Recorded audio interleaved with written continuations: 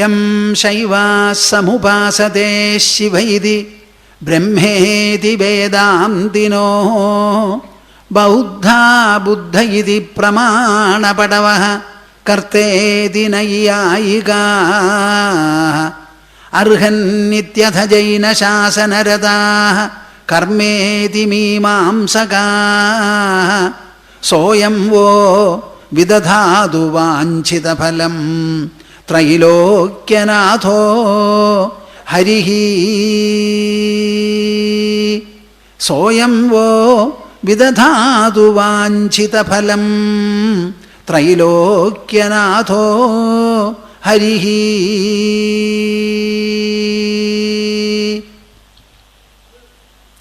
അദ്വൈതബോധാബ്ജസഹസ്രരശ്മിഃ ശാന്തേർലതായാഃ കില കൽപവൃക്ഷഃ സംസാരസന്താപവിനാശചന്ദ്രഃ കൃഷ്ണഃ സദാഹ്ലാദകരോ മമാസ്തു.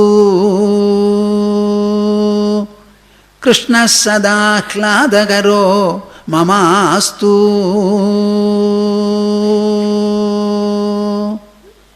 ഹരിഃ ഓം ഹരിഃ ഓം.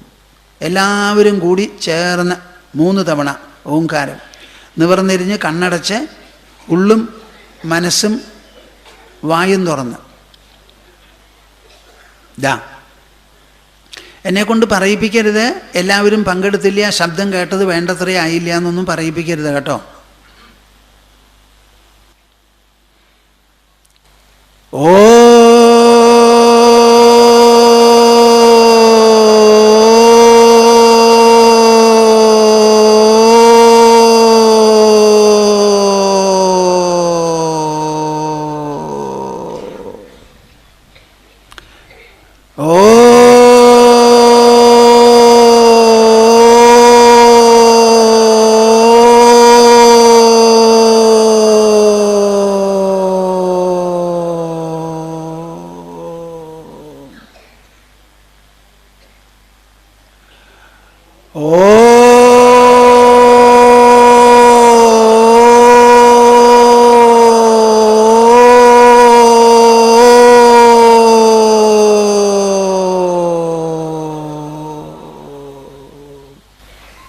ഹരിഃ ഓം തത്സ.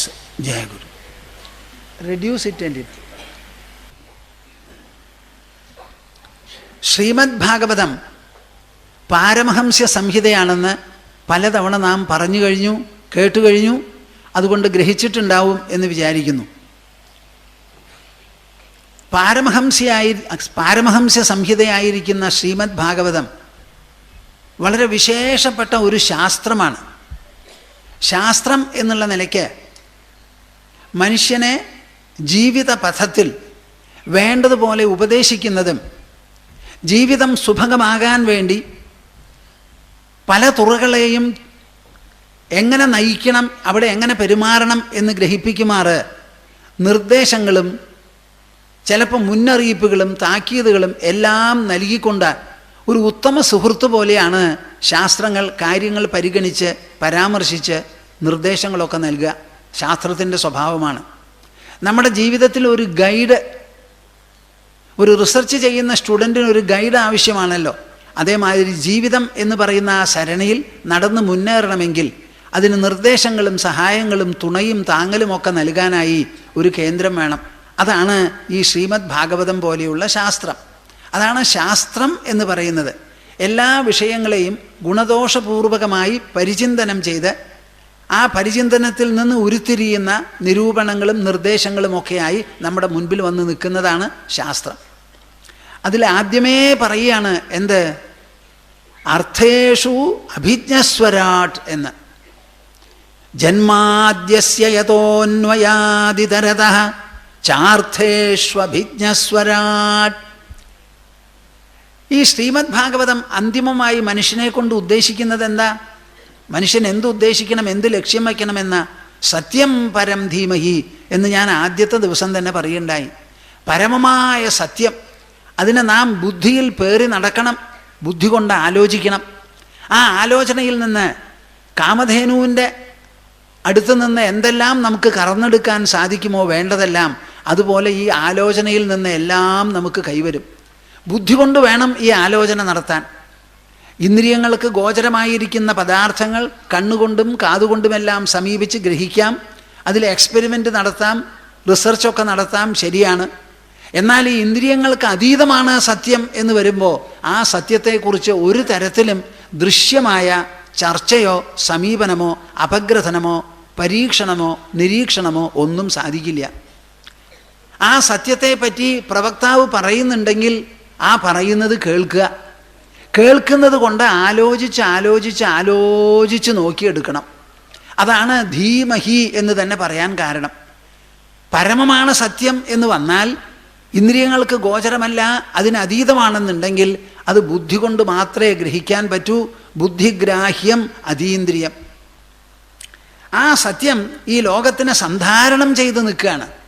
ആ സന്ധാരണം ചെയ്യുന്ന സമയത്ത് ഈ ലോകത്തിൽ മനുഷ്യരാശിയെ സംബന്ധിച്ചിടത്തോളം പല വിധത്തിലുള്ള താളം തെറ്റലുകളും ഇവിടെ ഉണ്ടാവും. മൃഗങ്ങൾ വല്ലാതെ കോളിളക്കങ്ങൾക്ക് വിധേയമാകില്ല. നമ്മളോളം പഴക്കമുണ്ട് ഭൂലോകത്തിലുള്ള ജീവരാശികൾക്ക്. അതിലേതെങ്കിലും ഒരു മൃഗം അല്ലെങ്കിൽ മൃഗരാശി ഇവിടെ ഉദ്ദേശിച്ചത് വിട്ട് തെറ്റായി പെരുമാറി എന്ന് പറയാൻ പറ്റില്ല. എന്നാൽ മനുഷ്യനോ എന്തു വേണമെങ്കിൽ സാഹസമോ ദുസ്സാഹസമോ അക്രമമോ ആക്രമണമോ ചെയ്യാം. ഞാനിതിന് മുൻപ് സൂചിപ്പിച്ചതുപോലെ നാം ന്യൂക്ലിയർ ബോംബ് ഉണ്ടാക്കിയിട്ടുണ്ട്. ആ ന്യൂക്ലിയർ ബോംബിൽ അമേരിക്കയുടെ കയ്യിലുള്ള ബോംബിൽ നിന്ന് 1/6 ഉപയോഗിച്ചു എന്നുണ്ടെങ്കിൽ ഭൂമി തന്നെ ഉണ്ടാവില്ല, പൊടിഞ്ഞു പോകുമെന്ന്. നിങ്ങൾ മനസ്സിലാക്കുന്നുണ്ടോ പറയുന്നത്? അപ്പം മനുഷ്യൻ്റെ കയ്യിൽ നശീകരണ ശക്തി എത്രത്തോളം ഉണ്ട് എന്ന് നിങ്ങൾ ആലോചിച്ച് നോക്കൂ. അപ്പം മനുഷ്യരാശി മാത്രമാണ് ഇവിടെ താളം തെറ്റി പെരുമാറുന്നവർ. ആ മനുഷ്യരെ തന്നെയാണ് അസുരന്മാർ, ദൈത്യന്മാർ എന്നിങ്ങനെ പലതുമായിട്ട് നാം പറയുന്നത്. രാക്ഷസൻ എന്നൊക്കെ പറയുന്നത് മനുഷ്യരിലുള്ള ഒരു വിഭാഗത്തെയാണ്. അങ്ങനെ എന്തെങ്കിലും തരത്തിൽ താളം തെറ്റിയിട്ടുള്ള പെരുമാറ്റം മനുഷ്യരിൽ നിന്നുണ്ടായാൽ ആ പെരുമാറ്റത്തെ വേണ്ടതുപോലെ ചുക്കാൻ പിടിച്ച് നിയന്ത്രിച്ച് പരിഹാരമുണ്ടാക്കാൻ എപ്പോൾ എന്തെല്ലാം ആവശ്യമുണ്ടോ അത് മുഴുവനും ചെയ്യാൻ ശക്തമാണ്, പ്രബുദ്ധമാണ്, കഴിവുണ്ട് ഈ മഹാപ്രഭാവത്തിന്. വാസ്തവത്തിൽ അത് നമ്മളെപ്പോലെ തലയും കാലും കൈയും മാറും ഹൃദയവുമൊക്കെ ആയിട്ടുള്ളതല്ല എന്നുണ്ടെങ്കിലും ഇതിനെല്ലാറ്റിനും രൂപം കൊടുത്തിട്ടുള്ളതായ ഒരു മഹാപ്രഭാവത്തിന്, അതായത് തലയും കൈയും കാലും മനസ്സും ഹൃദയവും ബുദ്ധിയും തലച്ചോറും എല്ലാം ഉള്ള ജീവജാലങ്ങൾക്ക് രൂപം നൽകിയിട്ടുണ്ടെങ്കിൽ ആ രൂപം നൽകിയതിന് ഈ ശക്തിയിൽ എത്രയോ ഏറെ ശക്തി അതിനുണ്ടാവും. അതുകൊണ്ട് അർത്ഥേഷു അഭിജ്ഞ സ്വരാട്. എന്ത് കാര്യം നേടിയെടുക്കാനും ഒരു രാജ്യത്തിൽ ചക്രവർത്തി എങ്ങനെയോ തൻ്റെ കൈ പിടിച്ചു കെട്ടാൻ ഒരാളില്ല. താൻ ഉദ്ദേശിച്ച തനിക്കുള്ള സങ്കല്പം എന്തോ അത് നിറവേറ്റുന്ന കാര്യത്തിൽ ഒരു തടസ്സവും ദൃശ്യശക്തികളിൽ നിന്നും ഉണ്ടാവില്ല. അദൃശ്യശക്തി പിന്നെ ഉണ്ടാവില്ല. അങ്ങനെ എന്ത് വേണമെങ്കിലും നടപ്പിലാക്കാൻ ശക്തമാണ് ഈ സത്യം പരം എന്ന് പറയുന്നത്. അതിനെ മുൻപിൽ വച്ചതിന് ശേഷം ഗ്രന്ഥം പറയുന്നത് എന്താ? ധർമ്മപ്രോജ്ജിത കൈതവോത്ര പരമോ നിർമ്മത്സരാണാം സദാം വേദ്യം വാസ്തവമത്ര വസ്തു ശിവദം താപത്രയോന്മൂലനം. ഈ ശ്രീമദ് ഭാഗവതത്തിൽ അടിതൊട്ട് മുടി വരെ ഞങ്ങൾ പ്രതിപാദിക്കുന്നത് വാസ്തവമാണ്. ആ വാസ്തവം എങ്ങനത്തതാ? മംഗളപ്രദമായിട്ടുള്ള വാസ്തവം. ആ വാസ്തവത്തിൽ നിന്ന് മാത്രമേ നിങ്ങൾക്ക് മനസ്സിന് കുളിർമയും ബുദ്ധിക്ക് പ്രകാശവും ഹൃദയത്തിന് ആനന്ദവും ഉണ്ടാവൂ. വേറെ ഒരു കേന്ദ്രവും ഇവിടെ ഇല്ല. ലോകത്തിൽ അല്പാൽപ്പം സുഖങ്ങളും സന്തോഷങ്ങളും ഉണ്ടായി എന്ന് വരാം. പക്ഷെ അവയെല്ലാം നൽകുന്ന പദാർത്ഥങ്ങൾ നശ്വരങ്ങളാണ്, നശിക്കുന്നതാണ്, ക്ഷണികങ്ങളാണ്. ഇത് അനുഭവിക്കുന്ന മനുഷ്യൻ്റെ വ്യക്തിത്വവും ക്ഷണികമാണ്. അപ്പോൾ ക്ഷണികമായിരിക്കുന്ന ഒരു മാധ്യമത്തിലൂടെ ക്ഷണിക വിഭവങ്ങളെ എത്ര തന്നെ ആസ്വദിച്ചാലും അതിന് ക്ഷണികത്വം വിട്ടുപോകാൻ പോകുന്നില്ല. അങ്ങനെ വരുമ്പോൾ പിന്നെ എന്താ വഴി? പുറത്തൊന്നുമില്ല, അകത്ത് മാത്രമേ ഉള്ളൂ. ആ അകത്ത് ഭദ്രമായി സൂക്ഷിച്ചിട്ടുള്ള ആ പരമാത്മ എന്ന് പറയുന്ന പരമേശ്വരൻ, ആ സത്യമുണ്ടല്ലോ, അത് മനസ്സിലാക്കുക മാത്രമേ വഴിയുള്ളൂ. അതിനെ എന്താ വേണ്ടത്? വേദ്യം. കേൾക്കുന്നുണ്ടോ നിങ്ങൾ? വേദ്യം എന്ന് പറഞ്ഞാൽ മനസ്സിലാക്കണം. മനസ്സിലാക്കുക എന്ന് പറഞ്ഞാൽ അറിയണം, ഉണരണം. അതിനെ സംബന്ധിച്ചിട്ടുള്ള അറിവ് നേടലേ പറ്റുള്ളൂ. അതവിടെ ഓൾറെഡി ഇപ്പോൾ തന്നെ ഉണ്ട്. അത് ഉണ്ടാക്കിയിട്ട് വേണ്ട. അതിൻ്റെ അടുത്ത് ചെല്ലാൻ ദൂരം നടക്കേണ്ടതില്ല. അതിനെ മനസ്സിലാക്കുക, യഥാവിധി ഗ്രഹിക്കുക. അത് ഗ്രഹിക്കാനുള്ളത് കണ്ണോ മൂക്കോ ചെവിയോ അല്ല. അതിനെപ്പറ്റി പറയുന്നത് കേൾക്കാനും കാണാനും ഇത് ഉപയോഗിക്കാം എന്നല്ലാതെ ഗ്രഹണം നടക്കേണ്ടത് അന്തരംഗത്തിലാണ്, ബുദ്ധി കൊണ്ടാണ്, മസ്തിഷ്കത്തിലാണ്, ഹൃദയം കൊണ്ടാണ്. ആ മംഗളം എങ്ങനെയാ ഉണ്ടാവുന്നത്? താപത്രയോന്മൂലനം. 3 വിധത്തിലുള്ള താപം, ആധ്യാത്മികം, ആധിദൈവികം, ആധി ഭൗതികം എന്ന് പറയുന്ന 3 ദുഃഖത്തിന് വിധേയമാണ് ഇവിടെ ജനിച്ചവരെല്ലാവരും തന്നെ. എല്ലാവരും അതിന് വിധേയരായിരിക്കെ ഇത് തുടച്ചു മാറ്റാൻ ഒരൊറ്റ വഴിയേ ഉള്ളൂ, വാസ്തവജ്ഞാനം. അത് ഞാൻ ഇവിടെ പറഞ്ഞു മനസ്സിലാക്കി തരണു. എങ്ങനെ? ധർമ്മപ്രോജ്ജിത കൈതവോത്ര പരമോ. ഒരു വിധത്തിലുള്ള ലജ്ജയോ മടിയോ കലവറയോ ഒന്നുമില്ലാതെ അതാത് വിഷയങ്ങളിൽ നാം അനുവർത്തിക്കേണ്ടതായ മൂല്യങ്ങൾ, തത്വങ്ങൾ, സിദ്ധാന്തങ്ങൾ, 3 വാക്കാണ് ഞാൻ ഈ കാര്യത്തിൽ ഉപയോഗിക്കുന്നത്. തത്വമൂല്യ സിദ്ധാന്തങ്ങൾ എന്തിനെക്കുറിച്ചും താത്വികമായി ചിന്തിച്ച് അതിൻ്റെ അന്തിമ ദശ വരെ എത്തിച്ചേർന്ന് എന്താണത് എന്ന് കണ്ടുപിടിക്കുക. ഇപ്പോൾ ഭൂമിയാണെങ്കിൽ ആ ഭൂമി എടുത്തോളൂ, പൊടിച്ചോളൂ. അതിൻ്റെ ഒരു പൊടിയെടുക്കൂ, ഒരു അണുവെടുക്കൂ, അതിനെ പിന്നെയും പൊടിക്കൂ. അവസാനം അത് എത്തിച്ചേരുന്നത് ഏത് ദശയിലാണോ? ആദ്യമായിട്ടത് പറയണു ഒരു പാർട്ടിക്കിളാണെന്ന്, പിന്നെ പറയണു അതൊരു വേവാണെന്ന്. കുറച്ച് കഴിഞ്ഞാൽ പാർട്ടിക്കിളും വേവും രണ്ടും കാണാൻ പറ്റാതെ അദൃശ്യമായി പോകുന്നു. അപ്പം ദൃശ്യമായിരിക്കുന്ന ഒരു പരീക്ഷണം അദൃശ്യതയിലേക്കാണ് നയിക്കുന്നത് എന്നുണ്ടെങ്കിൽ ആ ദൃശ്യ പ്രതിഭാസം എവിടെ നിന്നുണ്ടായി എന്നാ വിചാരിക്കേണ്ടത്? മറുപടിയില്ല. ദൃശ്യമായിരിക്കുന്ന വസ്തുവെ അപഗ്രഥിച്ച് ഞാൻ പോകുമ്പോൾ കുറച്ച് കഴിഞ്ഞാൽ അവിടെ കാണാനൊന്നുമില്ല എന്ന് പരീക്ഷിക്കുന്നവൻ കണ്ടാൽ അപ്പോൾ എന്തു വേണം? അദൃശ്യമാണ് അതിൻ്റെ ഉറവിടം എന്ന് വ്യക്തമാവും. അങ്ങനെ ഒരു വിശേഷപ്പെട്ട സംഗതിയാണത്. അതിനെപ്പറ്റി ആലോചിക്കണം. അപ്പം തത്വം, താത്വികമായി എന്ത് കാര്യവും അപഗ്രഥിക്കുക. സത്യം പറയണം എന്ന് പറഞ്ഞാൽ എന്തുകൊണ്ട് നുണ പറഞ്ഞുകൂടാ? നുണ പറയുന്നതിന് എന്താ വിരോധം എന്നുള്ളത് പ്രവക്താവ് പറഞ്ഞു കൊടുക്കേണ്ടി വരും ശ്രോതാവിന് വേണ്ടി. നിങ്ങൾക്കൊക്കെയുള്ള വിഷമം എന്താ? കുട്ടികളെ പൊളി പറയരുത്. അമ്മേ, പൊളി പറയുന്നവരാ ജീവിതത്തിൽ വിജയപ്രദം. അവരുടെ ജീവിതമാണ് വിജയപ്രദം. അപ്പം ഞങ്ങൾക്ക് പൊളി പറഞ്ഞാൽ എന്താന്ന് ചോദിച്ചാൽ നിങ്ങൾക്ക് എന്താ മറുപടി പറയാനുള്ളത്? അയ്യോ, അവൻ സാഹസിക, എന്നോട് ദുശ്ചോദ്യം ചോദിക്കുക എന്ന് പറഞ്ഞ് നിങ്ങൾ പിന്മാറും. അവൻ്റെ ബുദ്ധിക്ക് നാം പറഞ്ഞു മനസ്സിലാക്കി കൊടുക്കണം. പൊളി എന്ന് പറയുന്നത് എന്താ? സത്യം എന്ന് പറയുന്നത് എന്താ? സത്യം പറയണം എന്ന് പറയാൻ എന്താണ് കാരണം? ഇങ്ങനെ മനസ്സിലാക്കി കൊടുക്കുമ്പോഴാണത് താത്വികമായിരിക്കുന്ന ചർച്ചയും ഉപദേശവും സംവാദവുമാകുന്നത്. അങ്ങനെയുള്ള തത്വങ്ങൾ, മൂല്യങ്ങൾ. നമ്മുടെ ശരീരം സമ്പുഷ്ടമായി ആരോഗ്യത്തോടു കൂടി ജീവിക്കണമെങ്കിൽ അതിന് വേണ്ടതുപോലെ നല്ല വെള്ളം കുടിക്കണം, ശുദ്ധമായ വായു വേണം, പോഷകം വീര്യമുള്ളതായ ഭക്ഷണങ്ങൾ, പദാർത്ഥങ്ങൾ കഴിക്കണം. ആ കഴിക്കുന്നതോടൊപ്പം എക്സസൈസ്, വ്യായാമം വേണം. ഇതൊക്കെയാണ് മൂല്യങ്ങൾ. വ്യായാമം എത്രണ്ണ? ഒന്നല്ല, ഒന്നിൽ അനവധിയുണ്ട്. യോഗാഭ്യാസം എന്ന് പറഞ്ഞ് യോഗസാധനകളുണ്ട്. ഫിസിയോതെറാപ്പി എന്ന് പറയുന്ന അങ്ങനെ വേറെ ചില വകുപ്പുണ്ട്. ബ്രീതിങ് എക്സസൈസ് ഉണ്ട്. ഇങ്ങനെ പലതരത്തിലുള്ള വ്യായാമങ്ങളെ പറ്റി നമുക്ക് മനസ്സിലാക്കേണ്ടി വരുന്നു. അതൊക്കെ മൂല്യങ്ങളാണ് ജീവിതങ്ങൾക്ക്. അതേമാതിരി മനസ്സിനും ബുദ്ധിക്കുമുള്ളതായ മൂല്യങ്ങൾ. എന്താണ് മനസ്സിനുള്ള പോഷണം, എന്താണ് ബുദ്ധിക്കുള്ള പോഷണം എന്നുള്ളത് യുക്തിസഹമായി സംഭവങ്ങളിലൂടെയും കഥകളിലൂടെയും മറ്റു പ്രകാരത്തിൽ താത്വികമായിരിക്കുന്ന ആവിഷ്കരണങ്ങളിലൂടെയും എല്ലാം പ്രതിപാദിക്കുന്നു. അത് പല സംഗതികളും തൊലിയുരിച്ച് പറയുന്നുണ്ട്. ആരും അങ്ങനെ പറയാൻ വെമ്പില്ല. ഇമാതിരി പറഞ്ഞിട്ടുണ്ടോ എന്നുള്ള കാര്യം സംശയമാണ്. ഭാഗവതം വളരെ വിശേഷപ്പെടുത്തി പറയുന്നുണ്ട്. ധർമ്മപ്രോജ്ജിത കൈതവോത്ര പരമോ. എന്നിട്ട് ചില സിദ്ധാന്തങ്ങളിൽ അങ്ങോട്ട് എത്തിച്ചേരുക. ജീവിതം ഇങ്ങനെ ആയിരിക്കെ, ലോകം ഇപ്രകാരമായിരിക്കെ, മനുഷ്യജീവിതം നശ്വരമായിരിക്കെ, ആ നശ്വര ജീവിതത്തിൽ തൻ്റെ ഉദ്ദേശങ്ങളും ലക്ഷ്യങ്ങളും നിറവേറാൻ ഏതു മനുഷ്യനും ചെയ്യേണ്ടത് ഇന്ന പ്രകാരമാണ് എന്നൊരു നിഗമനത്തിൽ എത്തിച്ചേർന്നു. അങ്ങനെ തത്വങ്ങളും മൂല്യങ്ങളും സിദ്ധാന്തങ്ങളും വേണ്ടതുപോലെ പ്രതിപാദിക്കുന്നു എന്ന് പറഞ്ഞുകൊണ്ടാണ് പുറപ്പെടുന്നത്. അങ്ങനെ പ്രതിപാദിക്കുന്നതായ വിഷയങ്ങൾ, മൂല്യങ്ങൾ 3 ശ്രീമദ് ഭാഗവതത്തിൽ. എന്താണ് ആ 3 എന്ന് പറയുന്നത്? ഒന്ന്, ഈ പ്രപഞ്ചം മുഴുവനും എവിടുന്ന് ഉത്പത്തിയായോ, ഇതിൻ്റെ ഉദ്ഭവം എവിടോ, ആ ഉദ്ഭവ കേന്ദ്രം, അതിനെയാണ് ഈശ്വരൻ, ബ്രഹ്മം എന്നൊക്കെ പറയുന്നത്.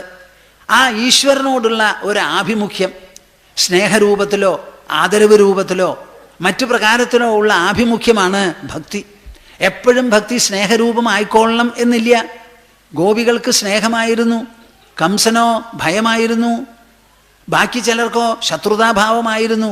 എല്ലാവർക്കും ഒരേ ഫലമാണ് കിട്ടിയത്. ഗോപ്യഃ കാമാത് ഭയാത് കംസഃ ദ്വേഷാത് ചൈദ്യാദയോ നൃപാഃ സംബന്ധാസ്നേ വൃഷ്ണയ സ്നേഹാത് യൂയം ഭക്ത്യാ വയം വിഭോ എന്നിങ്ങനെ പറയണു ഭാഗവതത്തിൽ. അപ്പം ഇന്ന പ്രകാരത്തിലായിക്കൊള്ളണം എന്നില്ല. ഭക്തിക്ക് ഒരു വിശാലമായ ലൈസൻസാണ് കൊടുത്തിരിക്കുന്നത്. എന്തു വേണമെങ്കിലാവാം. അതിൽ സാധാരണ നിങ്ങളൊക്കെ പറയുന്നത് ആദരവ് രൂപത്തിലും സ്നേഹരൂപത്തിലും അങ്ങനെയുള്ള ഭക്തിയെ പറ്റിയിട്ടാണ്. അത് മാത്രമാണെന്ന് വിചാരിക്കുക. ഈ ഭക്തിയെ എത്രത്തോളം ഒരു മൂല്യമായി ശ്രീമദ് ഭാഗവതം ഉയർത്തി പിടിക്കുന്നുണ്ടോ അത്ര തന്നെ ശക്തമായി ശ്രീമദ് ഭാഗവതം പ്രതിപാദിക്കുന്നു വൈരാഗ്യം എന്ന് പറയുന്ന മൂല്യത്തെയും. ഭക്തി എന്ന് പറയുന്നത് ഈശ്വരനോടുള്ള ആഭിമുഖ്യമാണ്.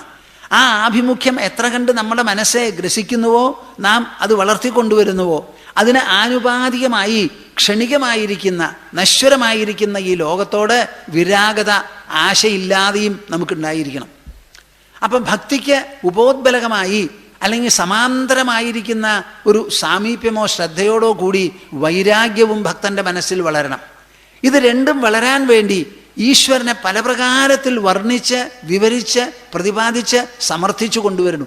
എന്താണ് ഈ ഈശ്വരൻ? പുരാണ ഭാഷയിൽ ഈശ്വരൻ എന്ന് പറഞ്ഞ് അങ്ങനെ വിടുകയല്ല. ദാർശനികമായി അധ്യാത്മമായി ആ ഈശ്വര ശബ്ദത്തെയും സങ്കല്പത്തെയും അപഗ്രഥിച്ച് അതെന്താണ്, അതൊരു അധിഷ്ഠാനമാണ്, അതൊരു സാക്ഷിയാണ്, അതിനൊരു കാലത്തും നാശമില്ല, അതിൽ നിന്നാണ് നമ്മുടെ മനസ്സും മനോദശകളും എല്ലാം പുറപ്പെട്ടിരിക്കുന്നത്, ഉണരുന്നത്, അതിനുശേഷം ഉറങ്ങുന്നത്, അതിനുശേഷം സ്വപ്നം കാണുന്നത്. ഈ 3 ദശകളുണ്ടല്ലോ. ഈ 3 ദശകൾക്കും കാരണം അധിഷ്ഠാനം ഈ ഉള്ളിൽ കിടക്കുന്ന 4ാമത്തതാണ്. ഇങ്ങനെ പലതരത്തിലും വ്യക്തിയമായും ലോകത്തിന് മുഴുവൻ കണക്കിലെടുത്തുകൊണ്ടും ഈശ്വരൻ എന്ത് എന്നുള്ള ആലോചന സൃഷ്ടികർത്താവ് എന്നുള്ള നിലയ്ക്കും 2-3 തരത്തിലാണ് അതിനെ പറയുക. അധ്യാത്മമായി ആത്മാ, മതപരമായി പറയുമ്പോൾ ഭഗവാൻ ഈശ്വരൻ, ദാർശനികമായി പറയുമ്പോൾ ആ അന്തിമമായിരിക്കുന്ന സത്യം പരമാർത്ഥം. ഇങ്ങനെ 2-3 വാക്കുകളാണ് അതിന് ഉപയോഗിക്കുക. ആ ഈശ്വരനോട് നമുക്ക് ഭക്തി തോന്നുന്നത് പോലെ ഇപ്പുറത്ത് വൈരാഗ്യം. ആ വൈരാഗ്യം ഇത് രണ്ടും ഉണ്ടാവണമെങ്കിൽ ആ സത്യം എന്താണെന്നുള്ളത് പറഞ്ഞ് മനസ്സിലാക്കണം. മനുഷ്യ വ്യക്തിത്വം എന്ന് പറയുന്നത് എന്ത്? അതിൻ്റെ അധിഷ്ഠാനം എന്ത്? ഈ പഞ്ചഭൂതങ്ങൾ മുഴുവൻ ഇങ്ങനെ ഭ്രമണം ചെയ്തുകൊണ്ട് നിൽക്കുന്നുണ്ടല്ലോ. ആ ഭ്രമണം ചെയ്യാൻ അവയ്ക്ക് എങ്ങനെ സാധിക്കുന്നു എന്നുള്ളത് ലോകത്തിനെ സംബന്ധിച്ച സത്യവും പറയണം.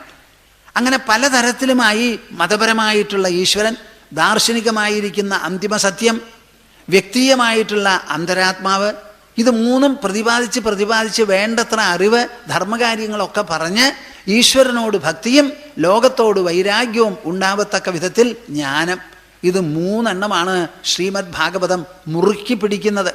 ഇതിൽ ഒന്നിനെയും ഒരിക്കലും വിട്ടുകളയുന്നില്ല. ഭാഗവത മാഹാത്മ്യത്തിൽ പ്രധാനപ്പെട്ട 2 ശ്ലോകമുണ്ട്. പറയട്ടെ, ഞാൻ കേൾക്കുമോ? നിങ്ങൾ ഇഷ്ടപ്പെടുമോ? ദേഹേ സ്ഥിമാം സരുധിരേഭിമതിം ത്യജത്വം ജായാസുതാദിഷു സദാ മമതാം വിമുഞ്ച പശ്യാനിശം ജഗദിദം ക്ഷണഭംഗനിഷ്ഠം വൈരാഗ്യരാഗരസികോ ഭവ ഭക്തിനിഷ്ഠഃ വൈരാഗ്യരാഗരസികോ ഭവ ഭക്തിനിഷ്ഠഃ. ഞാൻ ഈ ശ്ലോകം ആദ്യമായി കണ്ടപ്പോൾ ചൊല്ലിത്തുടങ്ങി. എന്തൊരു സന്തോഷമാണ് ചൊല്ലുമ്പോൾ എന്നറിയോ? എന്തിനാ ഈ ശ്ലോകം ചൊല്ലണത്? ഈ സന്തോഷത്തിന്. ഞങ്ങളുടെ നാരായണാശ്രമ തപോവനത്തിലുള്ള ചെമര് തുറന്നു നോക്കിയാൽ അതിലെ ഓരോ തരിയും ഈ ശ്ലോകം ചൊല്ലും. ദേഹേ സ്ഥിമാം സരുധിരേ അഭിമതിം ത്യജത്വം. നമ്മുടെ ഗോകർണൻ സ്വന്തം പിതാവോട് വളരെ നേരമയ്യത്രേ പിതാവിന് പറഞ്ഞു ഉപദേശിക്കുകയാണ്. മകൻ കേട്ടോ? നിങ്ങൾ അച്ഛൻ മകനല്ല ഉപദേശിച്ചത്, മറിച്ച അച്ഛൻ്റെ കാര്യമൊക്കെ അവതാളത്തിലാ, ഒക്കെ തെറ്റായി നടന്നു. ഇങ്ങനെ പല അച്ഛന്മാരും ഉണ്ട്. ഇപ്പം നിങ്ങളൊക്കെ ഏത് വകുപ്പിൽ പെടുമെന്ന് അറിയില്ല. ഏതാണ്ട് അതുപോലെ തന്നെയാണ്. പിന്നെ നിങ്ങൾക്ക് ഗോവർണനെ പോലെയുള്ള മക്കളുണ്ടോ എന്നുള്ള കാര്യത്തിലാണ് സംശയം. ആരെങ്കിലും ഉണ്ടെങ്കിൽ എന്നോട് പറയണം കേട്ടോ. ദേഹേ സ്ഥിമാം സരുധിരേ അഭിമതിം ത്യജത്വം. അച്ഛനോട് മകൻ പറയുക, ഇതാണ് ഭാരതത്തിൻ്റെ പൈതൃകം ഭക്തജനങ്ങളെ. ഒരു മനുഷ്യൻ എത്ര കാലം ജീവിച്ചു എന്നുള്ളതല്ല ഇവിടെ ചോദ്യം, എങ്ങനെ ജീവിച്ചു, എന്ത് നേടി എന്നുള്ളതാണ് ചോദ്യം. ഒരാളുടെ കയ്യിൽ എന്തെല്ലാം വിഭവമുണ്ട് എന്നുള്ളതല്ല നമ്മുടെ പരിഗണന, മറിച്ച് എന്തുണ്ടെങ്കിലും ഇല്ലെങ്കിലും ആ ആൾ എങ്ങനെയാണ് എന്നുള്ളതാണ്. A man is judge in this wonderful land not by what he has but by what he is.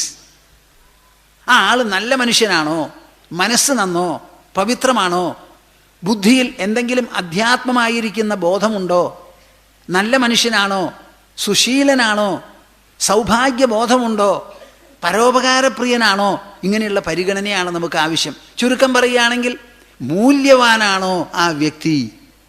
സമ്പത്തുണ്ടോ എന്നുള്ളതല്ല ഇവിടെ ചോദ്യം, മൂല്യവാനാണോ, ആ ആളുടെ വ്യക്തിത്വം അലങ്കൃതമാണോ, ധന്യമാണോ, അതിന് ഭൂഷണങ്ങളുണ്ടോ, പണ്ടം കൊണ്ടുള്ള ഭൂഷണമല്ല, രുദ്രാക്ഷമാല കൊണ്ടുള്ളതല്ല, ആ വ്യക്തിത്വത്തിന് ഭൂഷണം, അതിന് അലങ്കാരമായിട്ട് എന്തെല്ലാമുണ്ട്, ആ അലങ്കാരം മുഴുവനും ഉൾ വ്യക്തിത്വത്തെ ധന്യമാക്കാനുള്ളതാണ്. അപ്പോൾ ഇവിടെ പറയുകയാണ് മകൻ, ദേഹേ സ്ഥിമാം സരുധിരേ അഭിമതിം ത്യജത്വം. ഇതൊന്ന് നിങ്ങൾ കേട്ട് ഉരുവിട്ട് പഠിച്ചാൽ എത്ര നന്നായി എന്നറിയോ. 9 കൊല്ലായി. ദേഹേ അസ്ഥിമാം സരുധിരേ. ഈ ദേഹം എന്തുകൊണ്ടുണ്ടാക്കിയതാ? അസ്ഥിയുണ്ട്, മാംസമുണ്ട്, ചോരയുണ്ട്, പിന്നെ കാറ്റ്, വെള്ളം, ഇങ്ങനെയൊക്കെ ഉണ്ട്. അങ്ങനെയുള്ള ഈ ദേഹത്തിൽ അഭിമതിം ത്യജത്വം, ഈ ദേഹം ഞാനാണ് എന്നുള്ളൊരു അഭിമാനമുണ്ടല്ലോ, എൻ്റെ പൊന്നച്ഛ, അതിനെ ത്യജിക്കൂ. കേൾക്കുന്നുണ്ടോ നിങ്ങൾ? കേൾക്കുന്നുണ്ടോ? ഞാൻ വിശ്വസിക്കാമോ നിങ്ങളെ? ദേഹേ സ്ഥിമാം സരുധിരേഭിമതിം ത്യജത്വം ജായാസുതാദിഷു സദാ മമതാം വിമുഞ്ച.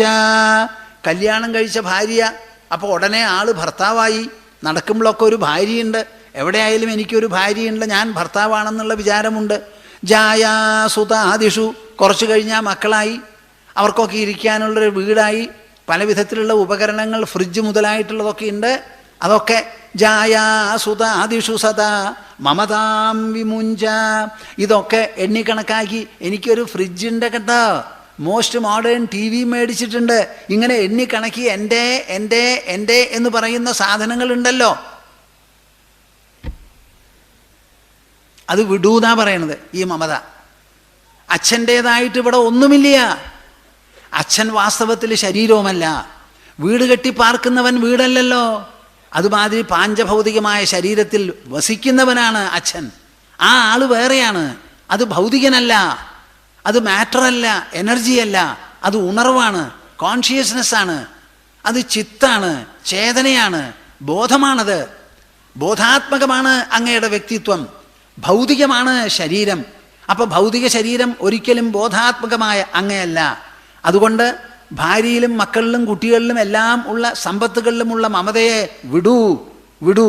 പശ്യാനിശം ജഗതിദം ക്ഷണഭംഗനിഷ്ഠം. കേൾക്കുന്നുണ്ടോ?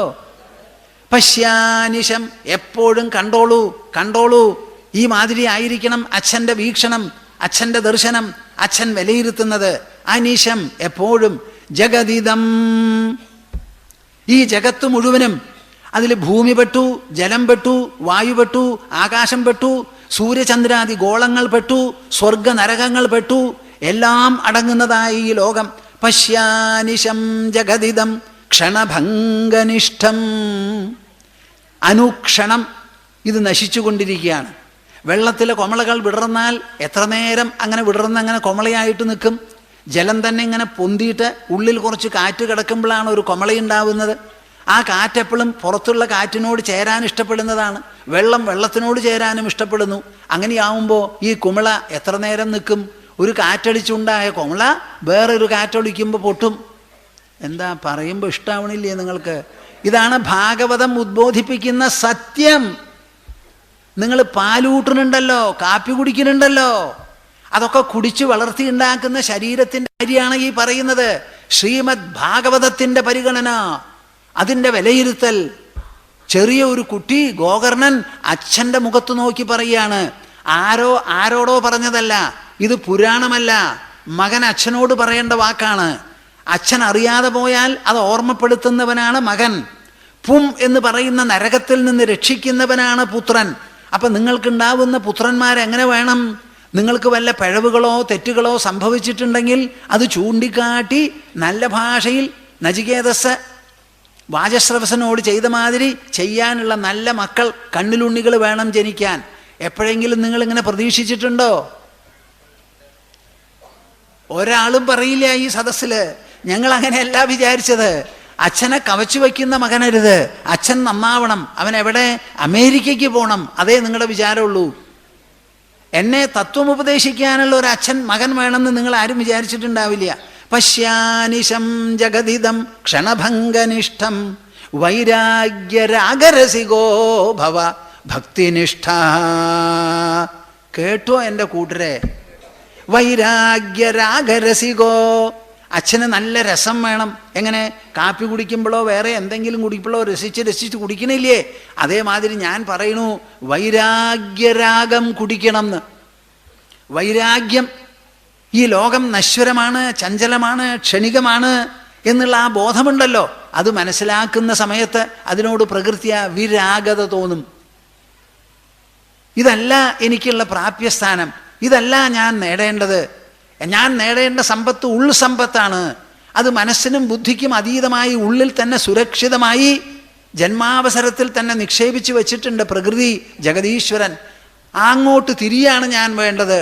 ഉൾക്കാഴ്ചയോടുകൂടി, ഉൾവീക്ഷണത്തോടുകൂടി, ഉൾതിരിയലോടുകൂടിയിട്ട് വേണം എൻ്റെ ജീവിതം നയിക്കാൻ. അതാണ് വൈരാഗ്യം എന്ന് പറയുന്നത്. Develop an inward vision, an inward look. അന്തർമുഖം എന്ന് കേട്ടിട്ടുണ്ടോ? ആ അന്തർമുഖ ദൃഷ്ടിയോടുകൂടി വേണം ജീവിക്കാൻ. വൈരാഗ്യരാഗരസികോ ഭവ ഭക്തിനിഷ്ഠ. ഭക്തിയെ ജീവിതത്തിൽ ഒരു നിഷ്ഠയായി സ്വീകരിക്കൂ. ആ ഭക്തിനിഷ്ഠ എങ്ങനത്തതാ? വൈരാഗ്യരാഗരസികോ ഭവ. വൈരാഗ്യത്തെപ്പറ്റി പറയുമ്പോൾ അതിൽ നമുക്ക് രാഗം, രസം തോന്നി തുടങ്ങണം. ശ്രീമദ് ഭാഗവതത്തിൻ്റെ ചർച്ചകൾ ഇങ്ങനെ വരുമ്പോൾ വളരെ സന്തോഷമായിട്ട് അത് കേട്ടുകൊണ്ടിരിക്കാൻ നമുക്ക് തോന്നണം. ദേഹേ സ്ഥിമാം സരുധിരേഭിമതിം ത്യജത്വം ജായാസുതാദിഷു സദാ മമതാം വിമുഞ്ച. പശ്യാനിശം ജഗതിദം ക്ഷണഭംഗനിഷ്ഠം വൈരാഗ്യരാഗരസികോ ഭവ ഭക്തിനിഷ്ഠ. ധർമ്മം ഭജസ്വ സതതം ത്യജ ലോകധർമാൻ സേവസ്വ സാധുപുരുഷാൻ ജഹി കാമതൃഷ്ണാം.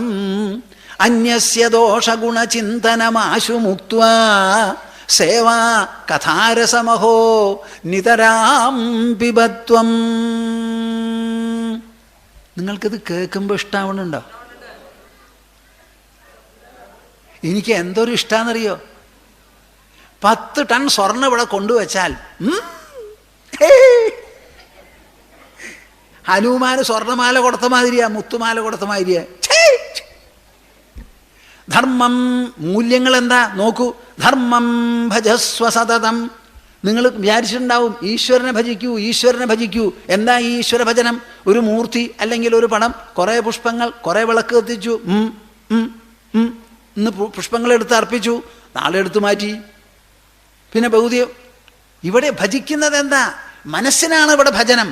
ഭജനം എന്ന് പറഞ്ഞാൽ പ്രാപിക്കുക, സമീപിക്കുക, ഉൾക്കൊള്ളുക, അവനവൻ്റേതാക്കുക.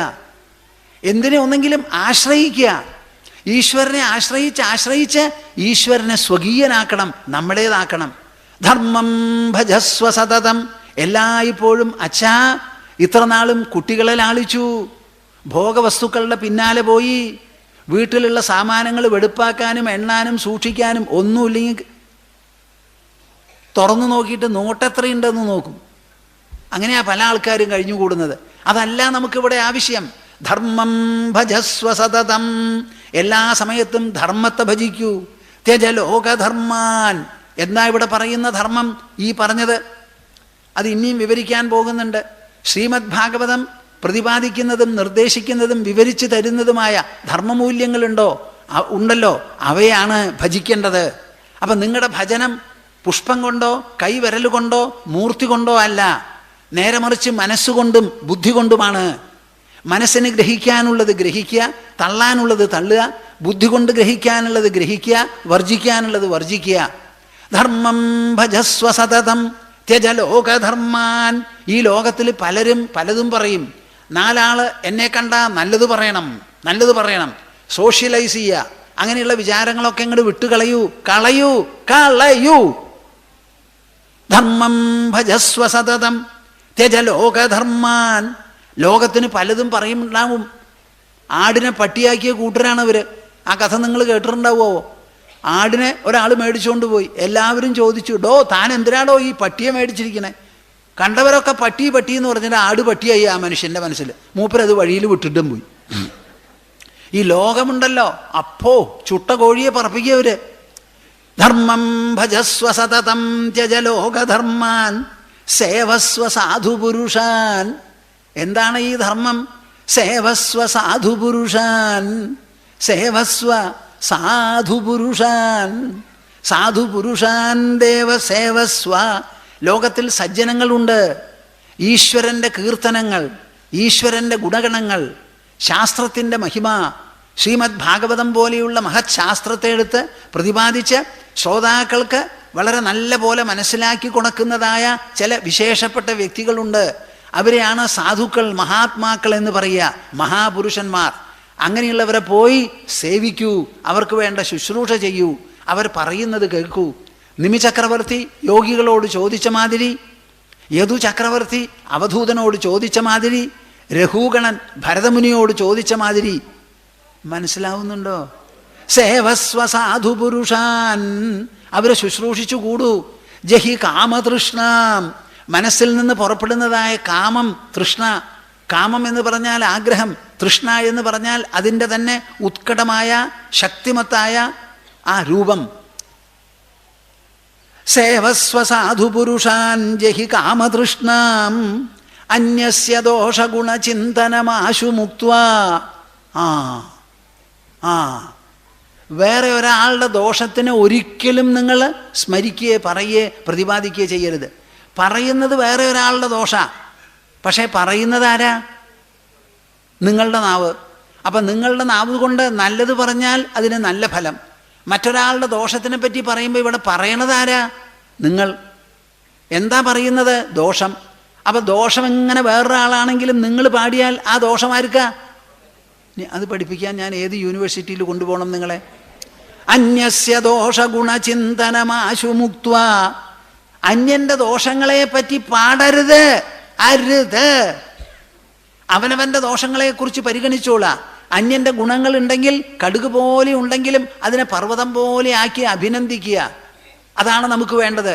അന്യസ്യ ദോഷഗുണചിന്തനം ആശുമുക്ത്വാ സേവാ കഥാരസമഹോ നിതരാം പിബത്വം. മഹാജനങ്ങളെ സേവ ചെയ്യുമ്പോൾ ആ സേവിക്കുന്നതിൽ ഒരു രസമുണ്ടാവും. രസം. കഥാരസമഹോ. ഈശ്വരൻ്റെ കഥകൾ, തത്വകഥനങ്ങൾ കേൾക്കുന്ന സമയത്ത് കേൾക്കുന്നത് ചെവിയാണെങ്കിലും മനസ്സ് ആസ്വദിക്കുന്ന ആ രസം മനസ്സിനാണ്. അങ്ങനെ സേവാ കഥാരസമഹോ നിതരാം പിബത്വം.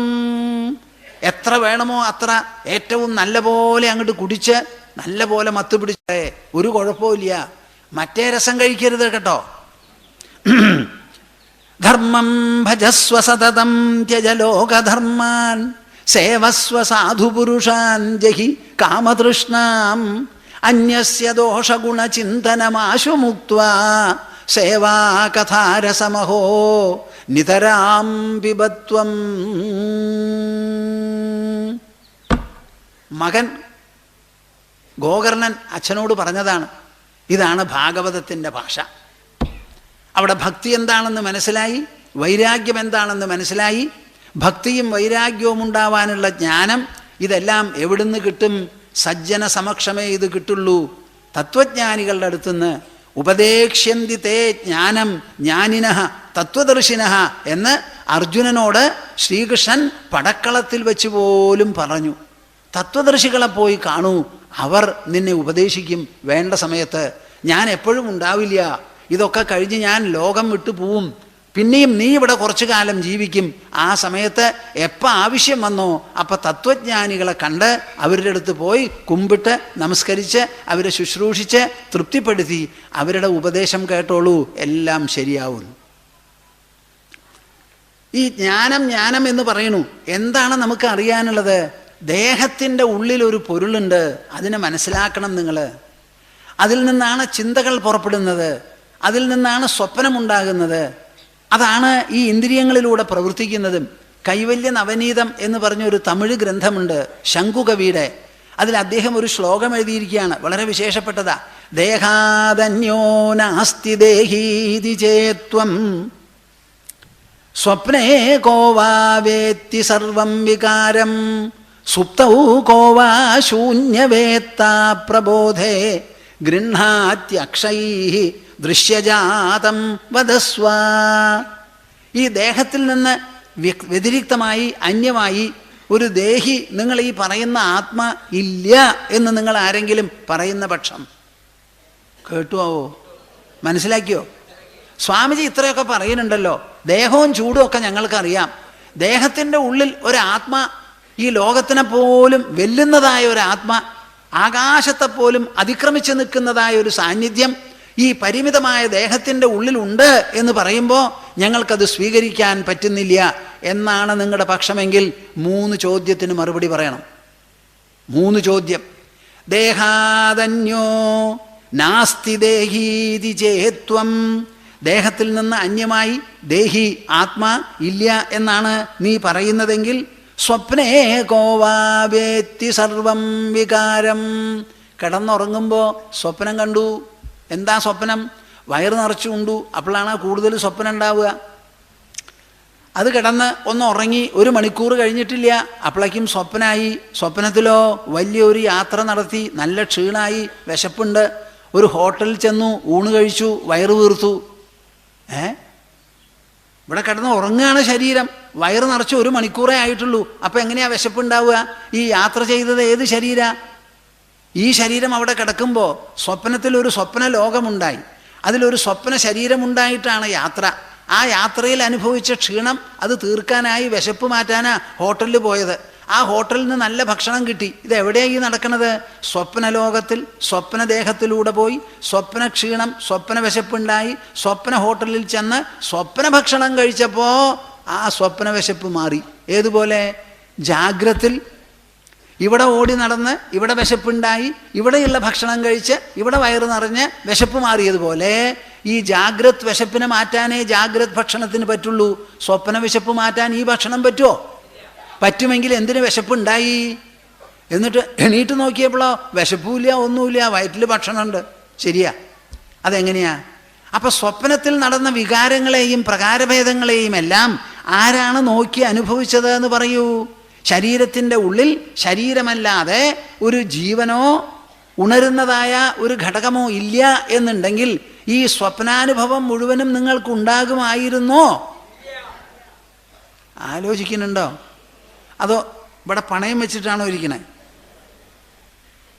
തലച്ചോറിന് പണയം വയ്ക്കരുത്.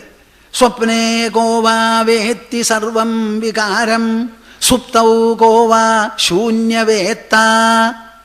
സ്വപ്നമില്ലാതെ സുഖമായി കിടന്നുറങ്ങുമ്പോഴോ ഉറങ്ങിക്കഴിഞ്ഞതിന് ശേഷം പറഞ്ഞു നിങ്ങളൊക്കെ വർത്തമാനം പറഞ്ഞുകൊണ്ടിരുന്നില്ലേ, ഞാൻ അങ്ങനെ ഇങ്ങോട്ട് ഉറങ്ങിയിട്ട് ഒന്നും അറിഞ്ഞില്ല കേട്ടോ. വർത്തമാനക്കാർ പിന്നെയും 3 മണിക്കൂർ വർത്തമാനം പറഞ്ഞു, ഞാൻ ഒന്നും അറിഞ്ഞില്ല, ഒറ്റ ഉറക്കം. അങ്ങനെ ഒന്നും അറിഞ്ഞില്ല. ആ ശൂന്യത്തെ അറിഞ്ഞതാരാ? സ്വപ്നത്തിൽ വികാരങ്ങളെല്ലാം ഉണ്ടായിരുന്നു, ഇവിടെ ഒന്നും അറിയാതെ ശൂന്യത്തിനെ അറിയാൻ ഒരാളുണ്ടായിരുന്നല്ലോ. ആ സ്വപ്നം കണ്ട ആൾ തന്നെയല്ലേ കിടന്നുറങ്ങിയത്? കിടന്നുറങ്ങിയ ആൾ തന്നെയല്ലേ സ്വപ്നം കണ്ടത്? ഞാൻ ഉറങ്ങി, ഞാൻ സ്വപ്നം കണ്ടു. ഇനി എണീറ്റിരിക്കുന്ന ആളോ? ആ ഞാൻ തന്നെയാ ഇപ്പോൾ എണീറ്റിരിക്കണത്. സുപ്തൗ കോവാ ശൂന്യവേത്താ പ്രബോധേ ഗൃഹാത്യക്ഷൈ ദൃശ്യജാതം വദസ്വ.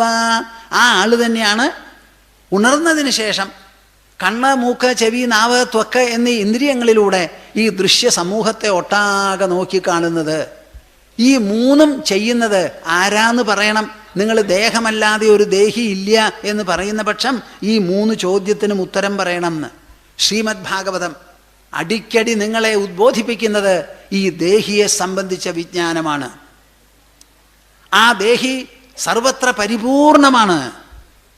അതിന് ഒരു വിധത്തിലുള്ള അപേക്ഷയോ ഉപേക്ഷയോ ഇല്ല. അതിലൊരു ബാധയോ ഒരു കറയോ ഒരു കുറയോ ഏൽപ്പിക്കാനൊന്നുമില്ല. അന്തരാത്മതലത്തിൽ നാം പൂർണ്ണരാണ്, പൂർണ്ണരാണ്, നിർബാധിതരാണ് നാം, നിർബാധിതരാണ് നാം, പൂർണ്ണരാണ്, പൂർണ്ണരാണ് നാം. ഒന്നും നമുക്ക് ആവശ്യമില്ല. ആ അന്തരാത്മാവിനെക്കുറിച്ചുള്ള വീക്ഷണം കൂടുതൽ കൂടുതൽ ഉദ്ബോധിപ്പിക്കുന്നതാണ് വേദ്യം വാസ്തവമത്ര വസ്തു ശിവദം. മംഗളസ്വരൂപവും മംഗളദായകവുമായിരിക്കുന്ന ഈ അന്തരാത്മാവിനെക്കുറിച്ച് ഉദ്ബോധിപ്പിക്കുന്നതാണ്. ഇതിൻ്റെ പശ്ചാത്തലത്തിൽ ഭക്തി വേണം, ജ്ഞാനം വേണം. രണ്ടും ഒരളവ് പറഞ്ഞു. ഇനി വൈരാഗ്യത്തിനെ പറ്റി പറയുകയാണ്. ആരായി പറയുന്നത്? 10-ാം സ്കന്ധത്തിൽ 84-ാം അധ്യായത്തിൽ 13-ാമത്തെ ശ്ലോകം. രംഗം സെമന്ത പഞ്ചകം. നമുക്ക് എല്ലാവർക്കും കൂടി ഒന്ന് അങ്ങോട്ട് പോകുക. സെമന്ത പഞ്ചകം, വാ, ബ്യൂട്ടിഫുൾ.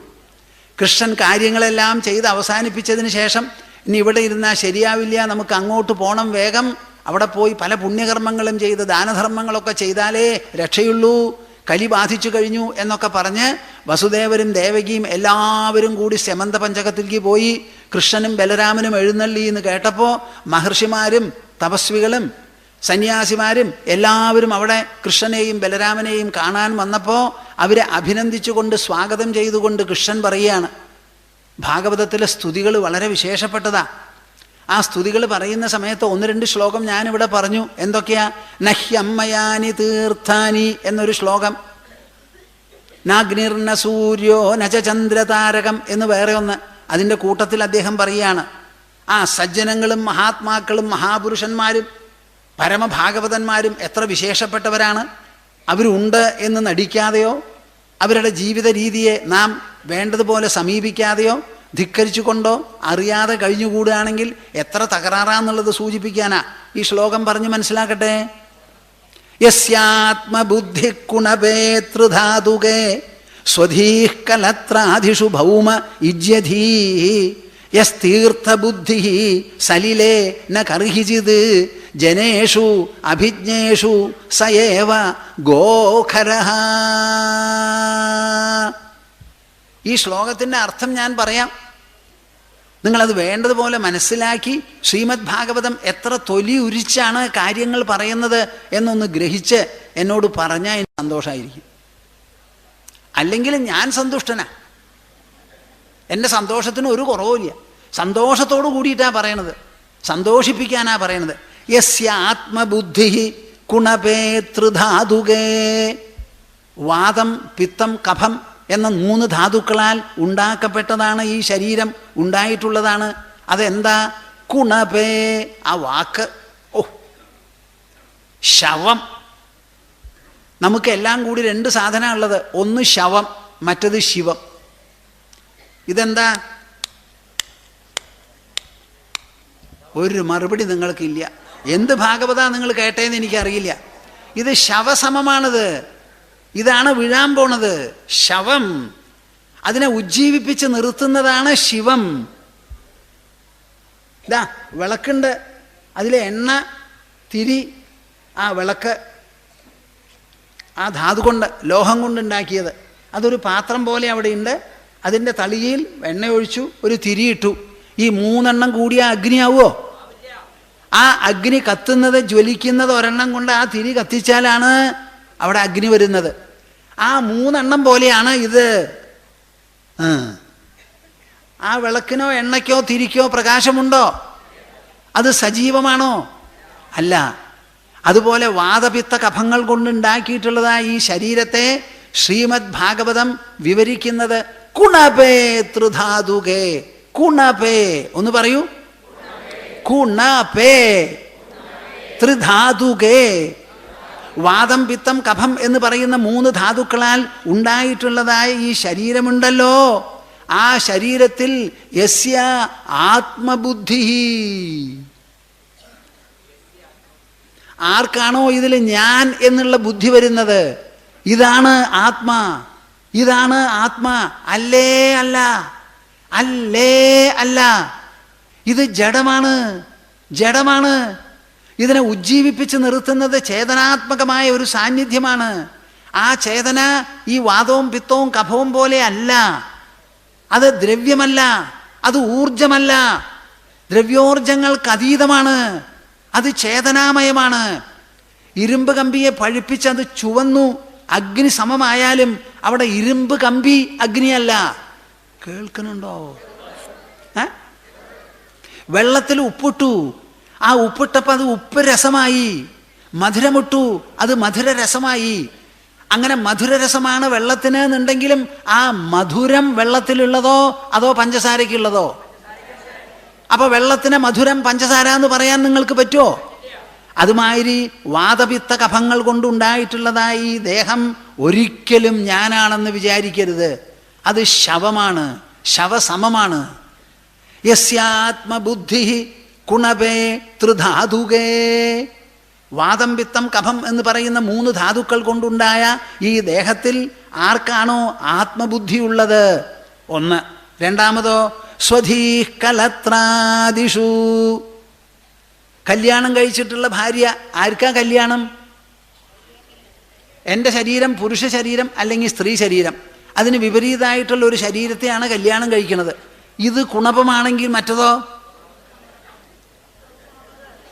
എന്താ നിങ്ങൾ മിണ്ടാത്തെ? ഭാഗവതത്തിൻ്റെ മുൻപിൽ നിങ്ങൾ നിവർന്നു നിന്ന് സംസാരിക്കണം. സ്വധീഹി കളത്രാദിഷു. കളത്രം, മക്കൾ മുതലായിട്ടുള്ള സാധനങ്ങളുണ്ടല്ലോ ഈ ദേഹത്തിന് ഉപയോഗിക്കാനുള്ളത്. അതിൽ എൻ്റെയാണ് എൻ്റെയാണ് എന്നുള്ള വിചാരം ആർക്കുണ്ടോ അത്തരക്കാർ ഭൗമ ഇജ്യധീഹി. ഭൂപദാർത്ഥങ്ങൾ കൊണ്ടുണ്ടായിട്ടുള്ള വിഗ്രഹങ്ങളുണ്ടല്ലോ, സാളിഗ്രാമം, ശിവലിംഗം, പ്രതിമ മുതലായത്. ഞാൻ പറയണത് നിങ്ങൾ കേൾക്കുന്നുണ്ടോ? അതിവിടെ ഗുരുവായൂരപ്പനായാലും കൊള്ളാം, ചോറ്റാനിക്കര അമ്മയായാലും കൊള്ളാം, എന്ത് തന്നെ ആയാലും ഭൗമ ഇജ്യധീഹി. നിർജീവമായിട്ടുള്ളതാണ് ഭൂമി. ആ ഭൂമിയിൽ ഉണ്ടായതാണ് പാറ, കല്ല്, അഞ്ജനക്കല്ലടക്കം അതിലുള്ളതാണ്. ആ ഭൗമ പദാർത്ഥങ്ങൾ കൊണ്ട് മനുഷ്യൻ തന്നെ ഷെയ്പ്പ് ചെയ്ത് ആകൃതി നൽകി ഉണ്ടാക്കിയിട്ടുള്ള മൺപ്രതിമ, കൽപ്രതിമ, മരപ്രതിമ എന്നുള്ളതിലൊക്കെ ഇജ്യധീഹി, ആരാധ്യനായിരിക്കുന്ന ഈശ്വരനാണ് എന്നുള്ള ബുദ്ധി ആർക്കുണ്ടോ? കേട്ടോ? ഗ്രഹിച്ചോ? മനസ്സിലിറങ്ങിയോ? മറന്നുപോവോ? യസ്യാത്മബുദ്ധി കുണപേ ത്രിധാതുകേ സ്വധീഹ് കലത്രാദിഷു ഭൗമ ഇജ്യധീഹി യസ്തീർത്ഥബുദ്ധി സലിലേ. സലിലേ എന്ന് പറഞ്ഞാൽ വെള്ളത്തിൽ, ജലാശയത്തിൽ. തീർത്ഥബുദ്ധി എന്താ അതിനർത്ഥം? അതൊരു ജഡപദാർത്ഥമാണ് ജലം. നമുക്കോ ജലത്തിനില്ലാത്ത ജീവൻ, ചേതന നമുക്കുണ്ട്. നാമാണ് സംസാരിക്കുന്നത്, പ്രവർത്തിക്കുന്നത്, വ്യവഹരിക്കുന്നത്, സമ്പർക്കങ്ങൾ നടത്തുന്നത്. ആ വ്യവഹാരം, സമ്പർക്കം മുതലായിട്ടുള്ള എല്ലാറ്റിൽ നിന്നും നമുക്ക് പല വിധത്തിലുള്ള അനുഭവവും ആ അനുഭവത്തിൽ നിന്നുള്ള ദോഷവും ഗുണവും ഒക്കെ നമുക്കുണ്ടാവുന്നുണ്ട്. അങ്ങനെ എല്ലാ അനുഭവങ്ങളും അറിവും ഉണർവും പേറി നടക്കുന്ന നാം ജഡരൂപത്തിലുള്ള ഒരു ജലത്തിൽ ചെന്ന് കുളിച്ചിട്ടാണ് പവിത്രത വന്നു എന്ന് അഭിമാനിക്കുന്നത്. ഇത് ശരിയോ തെറ്റോ? ഭാഗവതം ഇരുത്തി ചിന്തിക്കുകയാണ് കൂട്ടരെ, ഇരുത്തി ചിന്തിക്കുകയാണ്. ശ്രീകൃഷ്ണനാണിത് പറയുന്നത്. യസ് തീർത്ഥബുദ്ധി സലിലേ. ഇങ്ങനെ തെറ്റായിട്ടുള്ളതിൽ ഈ മാതിരിയുള്ള തരക്കേടൊക്കെ ഉണ്ട്. ഇനിയോ വേറെ ഒരു തെറ്റെന്നാ ഇതിൽ കവിഞ്ഞത്? സലിലേ ന കർഹിജിജനേഷു അഭിജ്ഞേഷു. അതേ സമയത്ത് തത്വജ്ഞാനം കൈവരിച്ച് ജനങ്ങൾക്കെല്ലാവർക്കും ഉണർവുണ്ടാക്കി കൊടുക്കാൻ, വിവേകമുണ്ടാക്കി കൊടുക്കാൻ, ആത്മബോധമുണ്ടാക്കി കൊടുക്കാൻ, ജഗതീശ്വരനോട് അഴിവില്ലാത്ത ഭക്തി അവരുടെ മനസ്സിൽ പ്രവേശിപ്പിക്കാൻ, അവർക്ക് ഭക്തി എന്ന് പറയുന്ന ഭൂഷണം അണിയിക്കാനായി നടക്കുന്ന മഹാത്മാക്കളുണ്ട്, മഹാപുരുഷന്മാരുണ്ട്, സജ്ജനങ്ങളുണ്ട്, തത്വജ്ഞാനികളുണ്ട്, മഹർഷിമാരുണ്ട്, ത്യാഗവര്യന്മാരുണ്ട്, സന്യാസ മഹോത്തമന്മാരുണ്ട്. അവരെ എല്ലാവരെയും കാണുമ്പോൾ അവർ നമ്മളെ ശുദ്ധീകരിക്കും എന്നൊരു തോന്നലുമില്ല. അപ്പോൾ വെള്ളത്തിലാണ് തീർത്ഥബുദ്ധി, മൺപ്രതിമകളിലാണ് ഈശ്വരബുദ്ധി. 3 ധാതുക്കളെ കൊണ്ടുണ്ടാക്കിയ ഈ ദ്രവ്യ ശരീരത്തിലാണ് ചേതനാത്മകമായ ഞാൻ എന്നുള്ള ആത്മബുദ്ധി. അപ്പം ഇതിലൊക്കെ തെറ്റായ ബുദ്ധി ഉണ്ട്, വേണ്ടയിടത്തോട്ട് ഇല്ലതാനും. ആ ആളെ എന്തു പറയണമെന്നറിയോ? സയേവ ഗോഖരഹ, പശുവിന് പുല്ല് ചമന്ന് കൊണ്ടുപോകുന്ന കഴുതയാണ് അവര്. കേൾക്കണുണ്ടോ? നിങ്ങൾ ഏത് വകുപ്പിൽപ്പെട്ടതാ? നിങ്ങളെയൊക്കെ ഞാൻ എന്ത് പറയണം? ഗോഖരന്മാർ എന്ന് പറയണോ, അതോ വിവേകമുള്ള പുരുഷന്മാരും സ്ത്രീകളും എന്ന് പറയണോ? സയേവ ഗോഖര. ഇതാണ് ഭാഗവതം പറയുന്ന തൊലിയുരിച്ച് സംസാരിക്കുമെന്ന് പറയണത്. ഇവിടെ ഭക്തി ഭക്തി എന്ന് പറഞ്ഞ എല്ലാവരും പ്രസംഗിക്കും. ആ പ്രസംഗിക്കുന്നതിൻ്റെ കൂട്ടത്തിൽ നിങ്ങളുടെ മനസ്സിൽ ഇറങ്ങി ചെല്ലാനുള്ള വിവേകമുത്തുകൾ തന്നില്ല എന്നുണ്ടെങ്കിൽ ഈ തത്വസമീക്ഷാ സത്രം അന്വർത്ഥമാകാൻ പോകുന്നില്ല. ഇത് കൃഷ്ണൻ പറയുകയാണ്. എപ്പോഴാ സന്ദർഭം?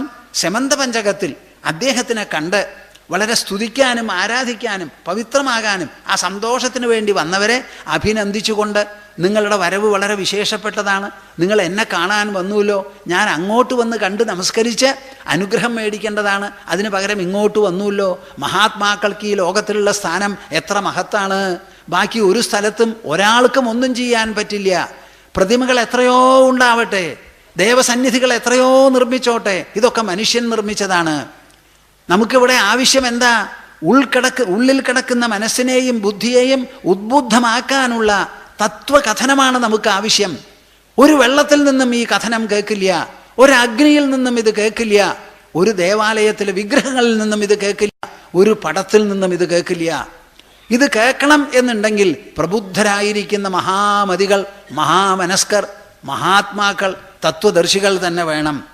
യസ്യാത്മബുദ്ധി കുണപേതൃധാതുകേ സ്വധീകലത്രാദിഷു ഭൗമയുജ്യധീ യസ്തീർത്ഥബുദ്ധി സലിലേ ന കർഹിചിത് ജനേഷു അഭിജ്ഞേഷു സയേവ ഗോഖരഃ. അപ്പം മനുഷ്യരെ മുഴുവനും പുല്ല് ചുമക്കുന്ന കഴുതുകളാക്കി പ്രഖ്യാപിക്കുന്നു ശ്രീമദ് ഭാഗവതം. ആ നില വിട്ട് നിങ്ങളൊക്കെ ഭക്തന്മാരും വൈരാഗികളും ജ്ഞാനത്തിൻ്റെ മുഴുവനില്ലെങ്കിലും ഏതാണ്ട് കുറേശ്ശെ കഷ്ണമെങ്കിലും നിങ്ങളെ അലങ്കരിക്കുന്ന ഒരു നില വരണം. അതാണ് ഈ തത്വസമീക്ഷാ സത്രത്തിൻ്റെ ഉദ്ദേശം. നല്ല മനുഷ്യരുടെ പെരുമാറ്റവും സ്വഭാവവും എങ്ങനെയാ എന്ന് ചോദിച്ചാൽ എന്താ പറയേണ്ടത്? സ്വസ്ത്യസ്തു വിശ്വസ്യ ഖലഃ പ്രസീദതാം ധ്യായന്തു ഭൂതാനി ശിവം മിഥോധിയ മനശ്ച ഭദ്രം ഭജതാത് അധോക്ഷജേ ആവേശ്യതാം നോ മതിരപ്യഹൈതുകീ. നല്ല ഒരു പ്രാർത്ഥന, വളരെ വിശേഷപ്പെട്ടതാ. ഇത് മുഴുവനും അർത്ഥം പറയാൻ എനിക്കിവിടെ സമയം ഉണ്ടാവില്ല. സ്വസ്ത്യസ്തു വിശ്വസ്യ ഖലഃ പ്രസീദതാം. നിങ്ങൾ എവിടെ ഇരുന്നോ എന്നുള്ള ചോദ്യമില്ല, എവിടെ വേണമെങ്കിലും ഇരുന്നോളൂ. ഇതിന് കാശ് വേണ്ട, പണം വേണ്ട, പഠിപ്പ് വേണ്ട, പ്രായമധികമാകണം എന്നില്ല. ഞാൻ അവിടെ ഇരുന്നപ്പോൾ ഒരു കുടുംബക്കാരൻ എന്നെ വന്ന് സന്ദർശിക്കാൻ വന്നു. എന്നിട്ട് എൻ്റെ മകനാണ്, ഒരു കുട്ടിയേ ഉള്ളൂ എന്ന് പറഞ്ഞു. എന്താ അയാൾ ചെയ്യുന്നത്? അച്ഛൻ പറയുക ഭാഗവതം വായിക്കുന്നുണ്ടെന്ന്. അധികം വയസ്സൊന്നും ആയിട്ടില്ല, 7-8 ക്ലാസ്സിലോ 8-ലോ ആണ് പഠിക്കുന്നത്. അപ്പം അവനെ കണ്ടപ്പോൾ എനിക്ക് പിടിച്ചു. ഞാൻ ആ കുട്ടിയോട് പറഞ്ഞത് എന്താണെന്നറിയോ? ആഹാ, ഭാഗവതം വായിക്കുന്ന കുട്ടിയാണല്ലേ, ഞാനൊരു കാര്യം പറഞ്ഞാൽ ചെയ്യോ? ശ്രീമദ് ഭാഗവതത്തിൽ നിന്ന് 250 ശ്ലോകം തിരഞ്ഞെടുക്കണം. അത് എനിക്കിഷ്ടപ്പെട്ടതാണോ? എനിക്കിഷ്ടപ്പെട്ടത് തന്നെ. പക്ഷെ എങ്ങനത്തെ ശ്ലോക? മനുഷ്യൻ്റെ മനസ്സിനെയും ബുദ്ധിയെയും സ്പർശിച്ച് അത് അലങ്കാരം ആക്കി തീർക്കുന്നത്, ആ അലങ്കാരമായിട്ടുള്ള ശ്ലോകങ്ങൾ. എന്നെ അറിയിപ്പിക്കോ, എത്ര സമയമെടുക്കും ചോദിച്ചു. അപ്പം എന്നോട് ആ കുട്ടി പറഞ്ഞത്, അടുത്ത കൊല്ലം ഞാനിവിടെ വരുമ്പോൾ പറയാമെന്നാ.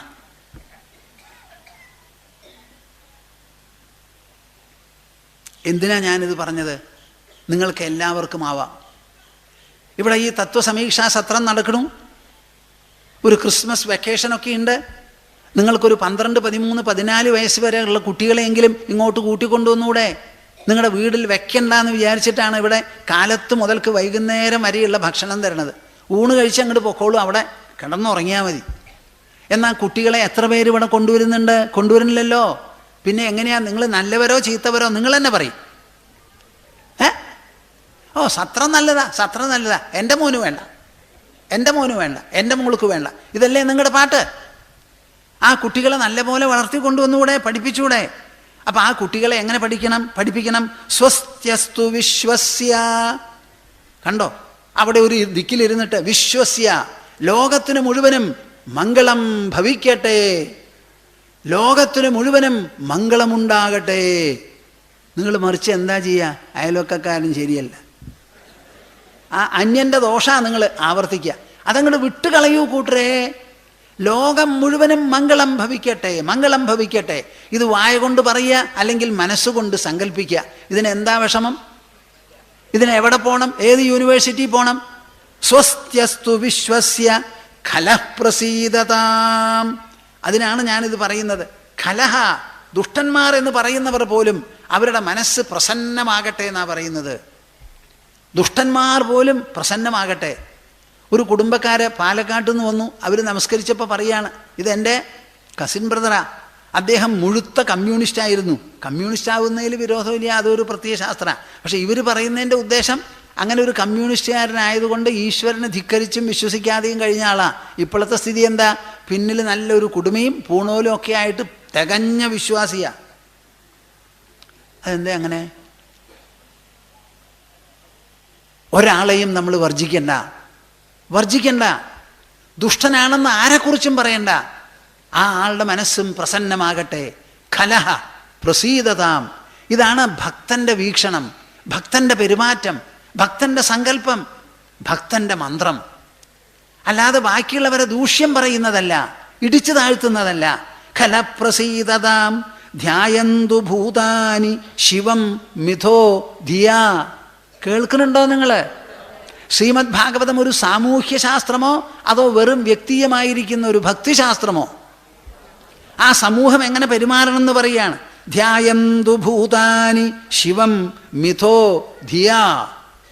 ഇവിടെയുള്ള ജീവജാലങ്ങളെല്ലാം തന്നെ മനുഷ്യർ മാത്രമല്ല, തമ്മിൽ ശിവം ധ്യാനിക്കട്ടെ, തമ്മിൽ മംഗളമുണ്ടാവാനുള്ള കാര്യങ്ങളെക്കുറിച്ച് ധ്യാനിക്കട്ടെ, ചിന്തിക്കട്ടെ, ഭാവന ചെയ്യട്ടെ. നമ്മുടെ മനസ്സിൽ നിന്നാണ് എല്ലാം പുറപ്പെടുന്നത്. ആ മനസ്സിലാണ് മംഗളം ഉദിക്കാനും. മനശ്ച ഭദ്രം ഭജതാത് അധോക്ഷജേ. ഈ ഒരു വാക്ക് ഈ സത്രത്തിൻ്റെ പേരിൽ നിങ്ങൾ എല്ലാവരും പഠിക്കോ? അധോക്ഷജൻ എന്താ ഇതിനർത്ഥം? ഈ ലോകം കണ്ണിന്, ഇന്ദ്രിയങ്ങൾക്ക് ഗോചരമാണ്. ഇന്ദ്രിയങ്ങൾക്ക് ഗോചരമല്ലാതെ ഉള്ളിൽ ഉള്ള പ്രകാശത്തെയും സാന്നിധ്യത്തെയുമാണ് അധോക്ഷജൻ എന്ന് നാം പറയുന്നത്. അപ്പോൾ മനശ്ച ഭദ്രം ഭജതാത് അധോക്ഷജേ. ആ അധോക്ഷജനായിരിക്കുന്ന ഈശ്വരൻ എന്ന് പറഞ്ഞാൽ മൂർത്തമായിരിക്കുന്ന ഈ ശരീരത്തിൻ്റെ ഉള്ളിലുള്ള ചേതനാമയമായിരിക്കുന്ന സാന്നിധ്യം, അതിനെക്കുറിച്ച് ഭജിക്കട്ടെ, എല്ലാവർക്കും ഭദ്രമാശംസിക്കട്ടെ. ആവേശ്യതാം നോ മതിരപ്യഹൈതുകീ. ഞാൻ ഈ പറയുന്നുണ്ട് വളരെ ഗൗരവത്തോട് കൂടിയിട്ടാണ് പറയണത്. എത്ര ഇഷ്ടത്തോട് കൂടിയിട്ടാണ് പറയണതെന്നറിയോ? നിങ്ങളിത് ഇഷ്ടത്തോടു കൂടി എടുക്കണുണ്ടോ? ആവേശ്യതാം നോ മതിരപ്യഹൈതുകീ. ഞങ്ങളുടെ എല്ലാവരുടെയും മനസ്സ് പ്രത്യേകമായൊരു ഉദ്ദേശമോ ലക്ഷ്യമോ ആഗ്രഹമോ ഒന്നും പുലർത്താതെ അഹൈതുകീ, ഈശ്വര എന്നുള്ളൊരു വിചാരം, എല്ലാ സമയവും ഭഗവാനെ വിശ്വസിക്കുക എന്നും കൂടി ഞാൻ പറയില്ല, ഭഗവാനെ പറ്റി വിചാരിക്കുക. ഒന്നും ആവശ്യപ്പെടരുത്. നാരായണ നാരായണ നാരായണ നാരായണ നാരായണ നാരായണ നാരായണ നാരായണ നാരായണ നാരായണ നാരായണ നാരായണ നാരായണ നാരായണ നാരായണ നാരായണ നാരായണ നാരായണ നാരായണ. ഒരപേക്ഷയുമില്ല, ഒരു ഉപേക്ഷയുമില്ല. ആ പറച്ചിൽ മാത്രം. അഹൈതുകീ, ഈ വാക്ക് എങ്ങനെയാണ് നിങ്ങൾക്കൊന്ന് ഇഞ്ചക്റ്റ് ചെയ്യാൻ ഞാൻ? അഹൈതുകീ, ഒരു വിധത്തിലുള്ള കാരണമോ കാര്യമോ ഒന്നുമില്ല. ഞങ്ങളുടെ എല്ലാവരുടെയും മനസ്സ് നിരപേക്ഷമായി ഒരാഗ്രഹവും ഇല്ലാതെ ഈശ്വരനിൽ അങ്ങോട്ട് ലയിച്ചിരിക്കട്ടെ, ചേർന്നിരിക്കട്ടെ. യസ്യാസ്തി ഭക്തിർ ഭഗവത്യകിഞ്ചന സർവൈർഗുണൈഃ തത്ര സമാസതേ സുരാഃ. സ്വാമിജി, ഇതെന്താ ഈ പറയുന്നത്? ഒരാഗ്രഹവുമില്ലാതെ ഒരാൾക്കൊരു ക്ഷേത്രത്തിൽ പോകാൻ പറ്റുമോ? ഭഗവാന്റെ പേര് പറയുമ്പോൾ ഒക്കെ എന്താ പ്രയോജനം എന്നാണ് ചോദിക്കുക. ഭാഗവത തത്വസമീക്ഷാ സത്രത്തിൽ വന്നാൽ ഞങ്ങൾക്ക് എന്താ കിട്ടുക? ഒരു കൊല പഴം കിട്ടുമെന്ന് പറഞ്ഞാൽ ഇവിടെ ധാരാളം ആൾക്കാർ വരും. അല്ല 10 ഗ്രാം സ്വർണം വീതം കൊടുക്കുന്നുണ്ട് എന്ന് പറഞ്ഞാൽ പലരും വരും. എല്ലാവരും ചോദിക്കുന്നത് പ്രയോജനമാണ്. അപ്പോൾ ഒരു പ്രയോജനവും ഇല്ലാതെ ഈശ്വരനെ ഭജിക്കണം, ക്ഷേത്രത്തിൽ പോകണമെന്ന് പറഞ്ഞാൽ ശരിയാവോ എന്ന് ചോദിച്ചാലോ? യസ്യാസ്തി ഭക്തിർ ഭഗവത്യകിഞ്ചന. കേൾക്കുന്നുണ്ടോ? 5-ാം സ്കന്ധത്തിൽ 18-ാം അധ്യായത്തിൽ 12-ാമത്തെ ശ്ലോകമാണ്. യസ്യാസ്തി ഭക്തി, ആർക്കാണോ ഭക്തിയുള്ളത്, ഭഗവതി അകിഞ്ചന, ഭഗവാനിൽ ഭക്തി, അകിഞ്ചന, ആ ഭക്തിയുടെ കൂട്ടത്തിൽ ഒരു കൂട്ടലില്ല. എനിക്ക് ഈശ്വരന് ഭക്തിയുണ്ട്, എന്താ കാരണം? എപ്പോഴും എൻ്റെ ഈശ്വരൻ എൻ്റെ കാര്യം നോക്കണു പറയരുത്. എനിക്ക് ഈശ്വരനിൽ ഭക്തിയുണ്ട്, ഫുൾ സ്റ്റോപ്പ്. അവിടെ കോമയും പാടില്ല, സെമിക്കോളിനും പാടില്ല. ഈശ്വരനിൽ എനിക്ക് ഭക്തിയുണ്ടെന്ന്, അകിഞ്ചന, അതിൻ്റെ കൂടെ ഞാൻ ഒന്നും കൂട്ടിച്ചേർക്കണില്ല. ഒരു പ്രത്യേക അപേക്ഷയെയോ ഉപേക്ഷയെയോ ദേഷ്യത്തെയോ വൈരാഗ്യത്തെയോ ആഗ്രഹത്തെയോ വെറുപ്പിനെയോ ഒന്നിനെയും മുൻനിർത്തിയുള്ള ഭക്തിയല്ല. ഈശ്വരനോട് എനിക്ക് ഭക്തിയുണ്ട്, അത്ര തന്നെ. അവിടുന്ന് അങ്ങോട്ട് യാതൊന്നുമില്ല. ഭഗവത്യഹൈനോ യസ്യാസ്തി ഭക്തിർ ഭഗവത്യകിഞ്ചന സർവൈർഗുണൈഃ തത്ര സമാസതേ സുരാഃ. കേൾക്കുന്നുണ്ടോ നിങ്ങൾ? എന്താ സ്വാമിജി പറയുന്നത്? ഇതന്നെയാണ്. ഒരു ഭാഗത്ത് സാപേക്ഷികമായിരിക്കുന്ന ഭക്തി, മറുഭാഗത്ത് നിരപേക്ഷമായിരിക്കുന്ന ഭക്തി. ആ നിരപേക്ഷമായിരിക്കുന്ന ഭക്തി ഉള്ളയിടത്ത് എന്ത് സംഭവിക്കണമെന്നറിയോ? സമാസതേ സുരാഹ, എല്ലാ ദേവതകളും അവിടെ വന്ന് സമ്മേളിക്കുന്നു. ആർക്ക് ഈ ഭക്തിയുണ്ടോ ആ ഭക്തന്റെ 4 ഭാഗത്തും മത്സരിച്ച് എല്ലാ ദേവതകളും അവിടെ വന്നിരിക്കുകയാണ്. എങ്ങനെ? സർവൈഹി ഗുണൈഹി, അവരുടെ എല്ലാ ഗുണമഹിമകളോടും കൂടി അവിടെ വന്നിരുന്ന് ആ ഭക്തന് എന്തു വേണോ അതവർ സ്വയം തന്നെ നോക്കി വേണ്ടതൊക്കെ വേണ്ടത്ര ചൊരിയണു. അപ്പം ഈ നിരപേക്ഷ ഭക്തിയോ നല്ലത്, അതോ സാപേക്ഷികമായിരിക്കുന്ന ഭക്തിയോ? നിങ്ങൾ മനസ്സിലാക്കണം, ഭാഗവതമാണിത് പറയുന്നത്. സർവൈർഗുണൈസ്തത്ര സമാസതേ സുരാഹ, എല്ലാ ദേവതകളും അവിടെ വന്ന് ഇരിക്കുമത്രേ. ഹരാവഭക്തസ്യ കൃതോ മഹദ്ഗുണ മനോരഥേനാസതി ധാവതോ ബഹിഃ. അഭക്തനായിരിക്കുന്നവന് മാത്രമേ അവൻ്റെ മനസ്സ് പുറത്തിങ്ങനെ ആലപാഞ്ഞ് പോവുള്ളൂ. ഉത്തമ ഭക്തിയുള്ളവന് ഒരിക്കലും ഈ പുറത്ത് ചിന്തിക്കേണ്ട ആവശ്യമില്ല. തൻ്റെ ഭക്തിയെ നിരപേക്ഷമാക്കുക, സമ്പൂർണമാക്കുക. ഒരു പ്രതീക്ഷയും ഒരാവശ്യവും ഈശ്വരൻ്റെ മുൻപിൽ പറയരുത്. വസുദേവൻ മഹാവിഷ്ണു പ്രത്യക്ഷപ്പെട്ട് മുക്തി അടക്കം എല്ലാം കൊടുക്കാൻ തയ്യാറായപ്പോൾ പറഞ്ഞുപോയി, എനിക്ക് അങ്ങ് പുത്രനായി ജനിക്കണമെന്ന്. കേട്ടോ നിങ്ങൾ? കേട്ടുവോ? വസുദേവൻ്റെ ആ ഭാവന വന്നുവോ നിങ്ങൾക്ക്? എല്ലാം തരാൻ തയ്യാറായിട്ടുള്ള മഹാവിഷ്ണുവിനോട് എൻ്റെ പുത്രനായി ജനിക്കണം എന്ന് ഞാൻ ചെയ്തു പോയി അപരാധം. പുത്രനായി ജനിച്ചു, വളർത്താൻ കിട്ടിയില്ല. എല്ലാവർക്കും മോക്ഷം വിതരണം ചെയ്ത് കൂടിയിരിക്കുക. ദാ അപ്പുറത്തിരിക്കണു ദ്വാരകയിൽ. എനിക്കാണെങ്കിലോ ഞാൻ ഇപ്പോഴും പിച്ചയും ഏഴയുമാണ്. ആ മോക്ഷം എനിക്ക് കിട്ടുന്നില്ല. അതുകൊണ്ട് നാരദ മഹർഷേ, ഞാൻ ചെയ്ത അപരാധത്തിന് പരിഹാരമായി വഴി പറഞ്ഞു തന്ന് എനിക്ക് മോക്ഷമുണ്ടാക്കി തരണേ എന്ന് കൃഷ്ണൻ്റെ അച്ഛൻ നാരദ മഹർഷിയോട് ചോദിച്ച് നാരദൻ ഉപദേശിക്കുന്നതാണ് ഈ ഈശ്വരാനുഭവം ചൊരിയുന്ന യോഗിവാണികൾ എന്ന് പറഞ്ഞ ആ സംവാദം നാരദർ പറയുന്നതാണ്. അപ്പം എവിടെ പോയി കാര്യം? മിണ്ടരുത് കേട്ടോ ഈശ്വരനോട്. കൃഷ്ണ കൃഷ്ണ ഗോവിന്ദ ഹരേ മുകുന്ദ, കൃഷ്ണ കൃഷ്ണ കൃഷ്ണ കൃഷ്ണ രാമ രാമ ശിവശിവ ശിവശിവ ശിവശിവ ശിവശിവ. മിണ്ടരുത്, പിന്നെ ഒന്നും പറയരുത്. മകൻ ഒരു വസ്തു പറയരുത്. കൃഷ്ണ കൃഷ്ണ ഗോവിന്ദ ഗോവിന്ദ രാമ രാമ, കഴിഞ്ഞു. അതിലെല്ലാം സർവ്വദേവതകളും വന്ന് നിങ്ങൾക്ക് വേണ്ടതൊക്കെ ചെയ്തുകൊള്ളും എന്നാ പറയുന്നത്. ഇങ്ങനെയുള്ള ഈ ഭക്തി എങ്ങനെ വളർത്തിയെടുക്കണം എന്നുള്ളത് പ്രഹ്ലാദൻ പറയുന്നുണ്ട്. നമുക്ക് മണി 6 ആവാറായി. ഞാനിത് പറഞ്ഞു തുടങ്ങിയാൽ ഒരു പക്ഷേ ഒരു 15-20 മിനിറ്റ് എടുക്കും. പറയണോ വേണ്ടയോ? എല്ലാവരും തയ്യാറുണ്ടോ? ഒറ്റ ആൾ എണീറ്റ് അങ്ങോട്ടും ഇങ്ങോട്ടും പോകരുത്. പോയാൽ ഞാൻ നിർത്തും. എനിക്കിഷ്ടമല്ലാതെ. എന്തിനു വേണ്ടി? നിങ്ങൾക്ക് വേണ്ടി, എനിക്ക് വേണ്ടിയിട്ടല്ല. ഞാൻ എപ്പോഴും പറയാറുണ്ട്, ശ്രീമദ് ഭാഗവതത്തിൽ 7ാമത്തെ സ്കന്ധം അമൃതരസം കുടിപ്പിക്കുന്നതാണെന്ന്. അതാണത് മധ്യത്തിൽ കൊണ്ട് ചെലുത്തിയത്. അത് ആരെ കൊണ്ടാണ് കുടിപ്പിക്കുന്നത്? പ്രഹ്ലാദൻ എന്ന് പറയുന്ന കൊച്ചു കുട്ടിയെ കൊണ്ട്. ആ പ്രഹ്ലാദൻ കുട്ടികളോട് സംസാരിക്കുന്ന ഒരു ഭാഗമാണ്. ഞാൻ 2ാം കൊല്ലവും മറ്റും ഈ വർത്തമാനം ഇവിടെ പറഞ്ഞു. അത് പറഞ്ഞിട്ട് ഞാൻ എല്ലാവരെ കൊണ്ടും ഹരേ ജഗത്പതേ എന്നൊക്കെ പറഞ്ഞപ്പോൾ ഞാനും കുറേ ഒച്ചത്തിൽ പറഞ്ഞിട്ട് എൻ്റെ തൊണ്ടയൊക്കെ പോയി. 15 ദിവസം മിണ്ടാണ്ടിരിക്കാനൊക്കെ ഡോക്ടർ പറഞ്ഞു. ഇന്ന് ഞാനത് പറയാൻ പോകുന്നുണ്ട്. അപ്പം ഞാൻ പറയാതെ തന്നെ നിങ്ങളെല്ലാവരും ഏറ്റുപറയണം. ഏറ്റുപറയല്ല, കൂടെ പറയണം. ആദ്യം ഏറ്റു പറഞ്ഞോളൂ, പിന്നെ കൂടെ പറയണം. എല്ലാവരും കൂടി കൂട്ടത്തോടെ പറയണം. അതിന് തയ്യാറുണ്ടോ? എന്നാലേ ഞാനിത് പറയുള്ളൂ. അല്ലെങ്കിൽ ഈ ഭാഗം പറയാതെ നിർത്തിക്കളയാം. തീരുമാനിച്ചോളൂ നിങ്ങൾ തന്നെ. അപ്പം ഈ ഭക്തി എങ്ങനെയാണ് ഈ മനസ്സിനെ നിറയ്ക്കുന്നത്?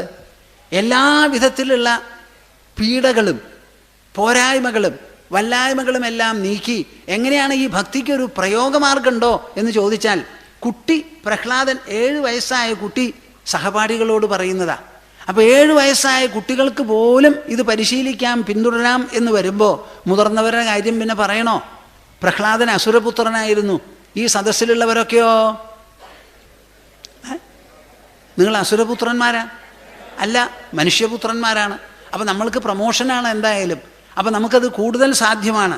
നിശമ്യ കർമാണി ഗുണാനതുല്യാൻ വീര്യാണി ലീലാതനുഭികൃതാനി യദാതിഹർഷോത്പുളകാശ്രുഗദ്ഗദം പ്രോത്കണ്ഠ ഉദ്ഗായതി രൗതി നൃത്യതി യദാഗ്രഹഗ്രസ്ത ഇവ ക്വചിത് ഹസത്യാക്രന്ദതേ ധ്യായതി വന്ദതേ ജനം മുഹുശ്വസൻ വക്തി ഹരേ ജഗത്പദേ നാരായണേത്യാത്മമതിർഗതത്രപഃ തദാ പുമാൻ മുക്തസമസ്തബന്ധനഃ തദ്ഭാവഭാവാനുകൃതാശയാകൃതിഃ നിർദഗ്ധബീജാനുശയോ മഹീയസാ ഭക്തിപ്രയോഗേണ സമേത്യധോക്ഷജം അധോക്ഷജാലംഭമിഹാശുഭാത്മനഃ ശരീരിണഃ സംസൃതി ചക്രശാദനം തദ്ബ്രഹ്മ നിർവാണസുഖം വിദുർബുധാഃ തതോ ഭജധ്വം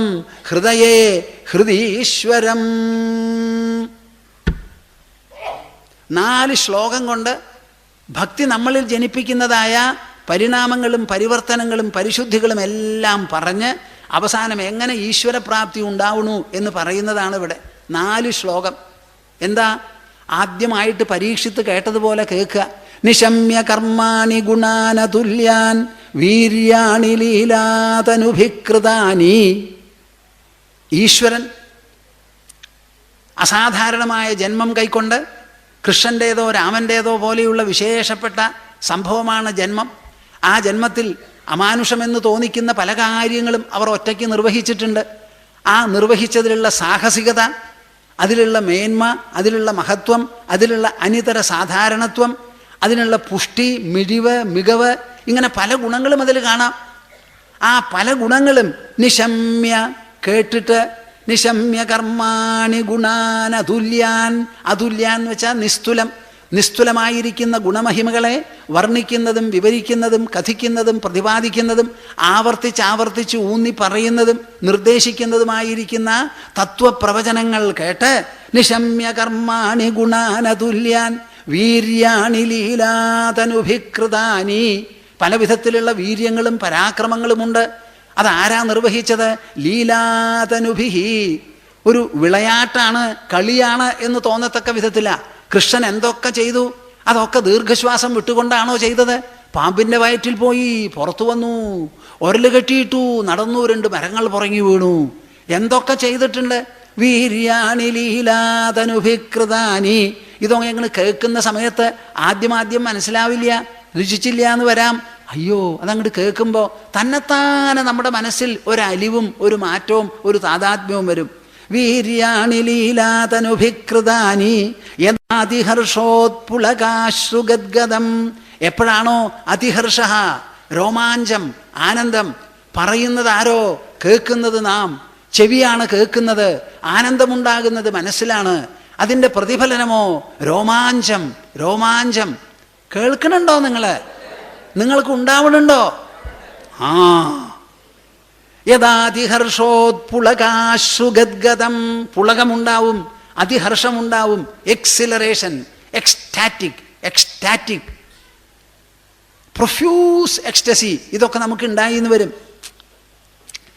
പുളകാശ്രുഗദ്ഗതം, കടക്കണ്ണല്ല, തലക്കണ്ണിൽ നിന്ന് തണുത്ത ആ തുള്ളികൾ ഇങ്ങനെ വീഴും.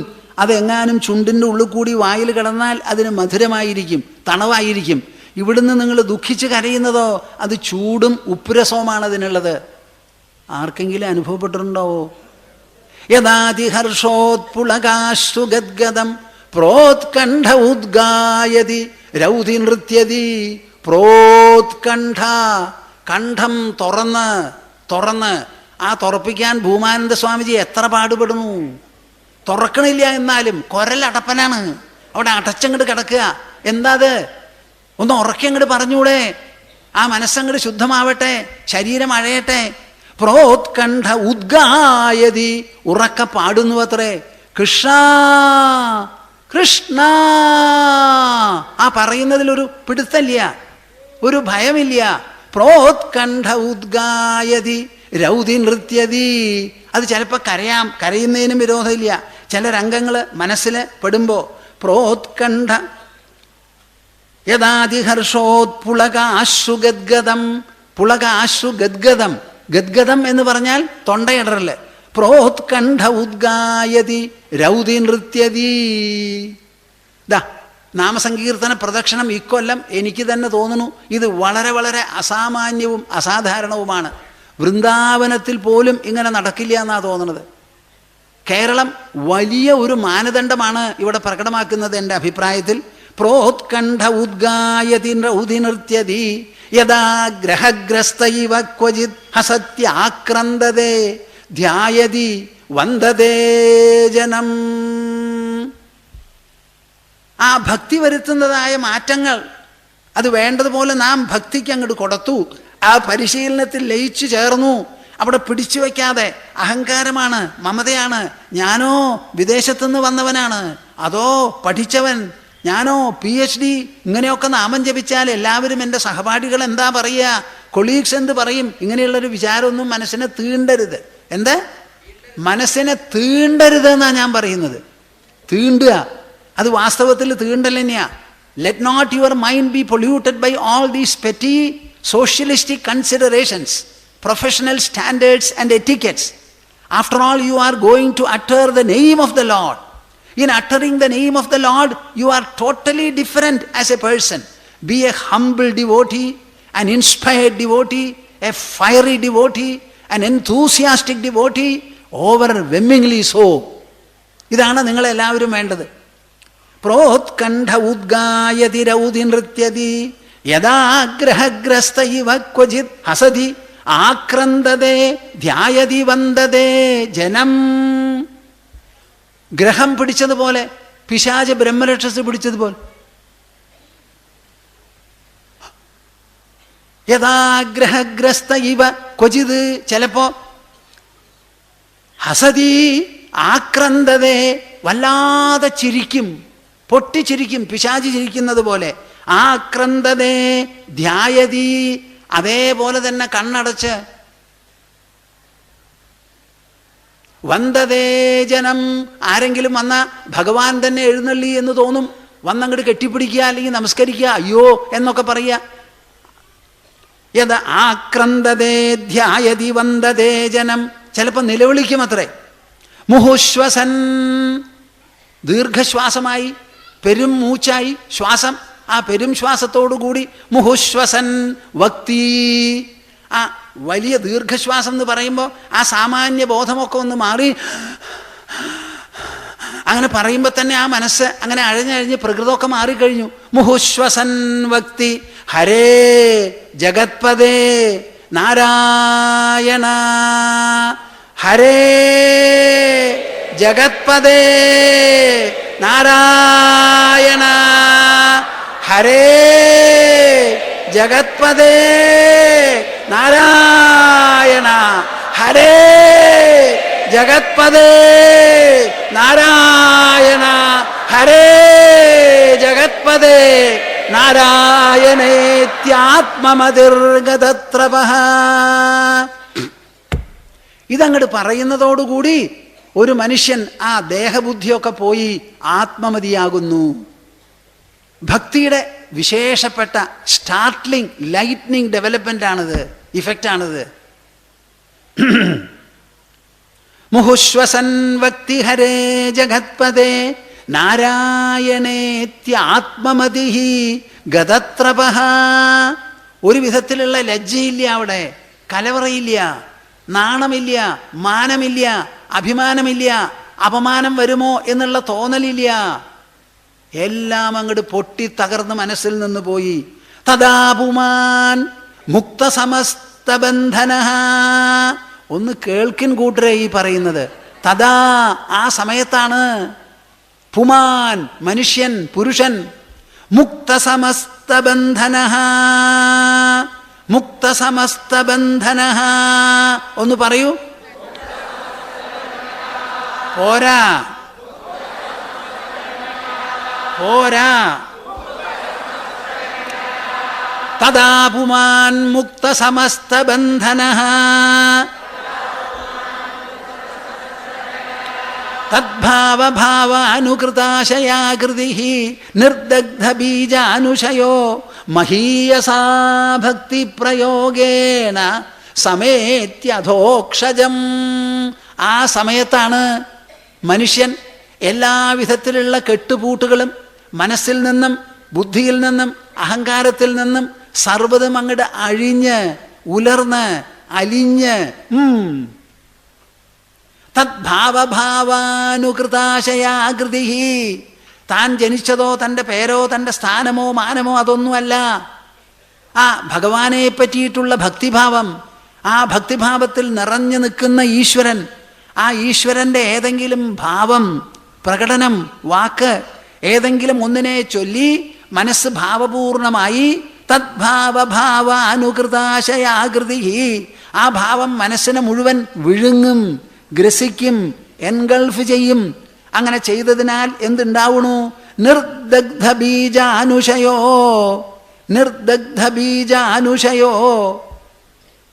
വിത്ത് ചീനച്ചട്ടിയിലിട്ടങ്ങോട്ട് വറുത്ത് കഴിഞ്ഞ് കരിച്ചാൽ പിന്നെ അതിന് മുളയ്ക്കാൻ പറ്റില്ല. അതുമാതിരി ഈ പ്രപഞ്ചം 4 ഭാഗത്തും ആകർഷകമായി നിലനിന്നിരുന്നു എന്നുള്ളത് വാസ്തവമാണ്. ആ നിലനിന്നിരുന്ന ആ പ്രപഞ്ചം അതേപടിക്ക് നിലനിൽക്കുമ്പോൾ അതിൻ്റെ പ്രതിഫലനം നമ്മുടെ മനസ്സിലുള്ളത് മുഴുവനും ഈ ഭക്തി എന്ന് പറയുന്ന ചീനച്ചട്ടിയിലിട്ട് വറുത്ത് അതിനി മുളയ്ക്കാനോ അങ്കുരിക്കാനോ പറ്റാത്ത തരത്തിൽ അങ്ങോട്ട് ഭസ്മമായി പോയി. നിർദഗ്ധബീജാനുശയോ. ഇതിനെന്താ കാരണം? മഹീയസാ ഭക്തി പ്രയോഗേണ.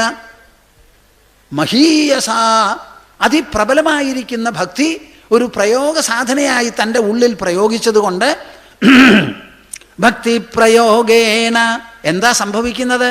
ഈ മിനിറ്റുകൾ കൊണ്ട് സമേത്യധോക്ഷജം, അധോക്ഷജനെ പ്രാപിക്കുന്നു. കേൾക്കുന്നുണ്ടോ? മനസ്സിലാവുന്നുണ്ടോ? സമേതി അധോക്ഷജം.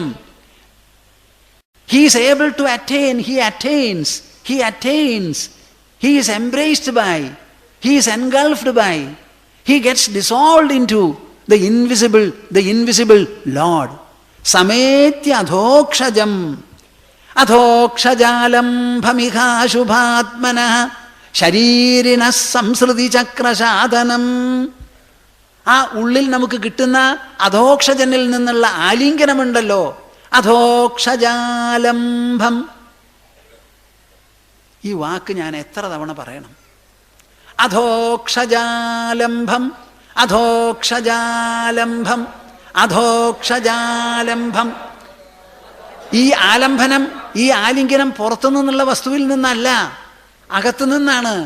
അന്തരാത്മാവ്, അന്തശ്ചേതന മനസ്സിനെയും ബുദ്ധിയെയും ആലിംഗനം ചെയ്ത് പരിപൂർണമായി എല്ലാ സെല്ലും അതിൽ ഉൾപ്പെട്ടു നിൽക്കുകയാണ്. അധോക്ഷജാലംഭം ഇഹാശുഭാത്മനഃ. ഇങ്ങനെയുള്ള ആന്തരമായിരിക്കുന്ന അന്തരംഗത്തിൽ അന്തരാത്മാവിൻ്റെ ആലിംഗനമുണ്ടല്ലോ. അശുഭാത്മനഃ ശരീരിണഃ. അശുഭാത്മാക്കളായിരിക്കുന്ന ശരീരികൾക്ക് പലതരത്തിലും പ്രപഞ്ചത്തിൽ നിന്ന് കറയും കുറയും മാലിന്യവും ഒക്കെ നമുക്കുണ്ട്.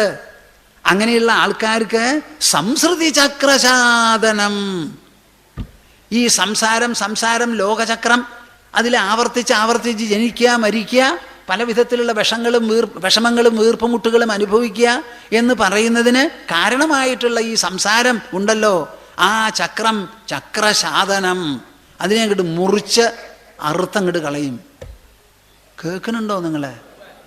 അന്തരാത്മാവിൻ്റെ അന്തരംഗത്തിൽ നടക്കുന്ന ആലിംഗനമുണ്ടല്ലോ, ഈ സംസാര ചക്രത്തെ തന്നെ പൂർണ്ണമായി മുറിച്ച് ഛേദിച്ചു കളയുന്നതാണ്.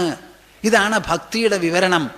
ഈ ഭക്തി വിവരണത്തെയാണ് തത് ബ്രഹ്മ, അതിനെയാണ് ബ്രഹ്മ എന്ന് പറയുന്നത്.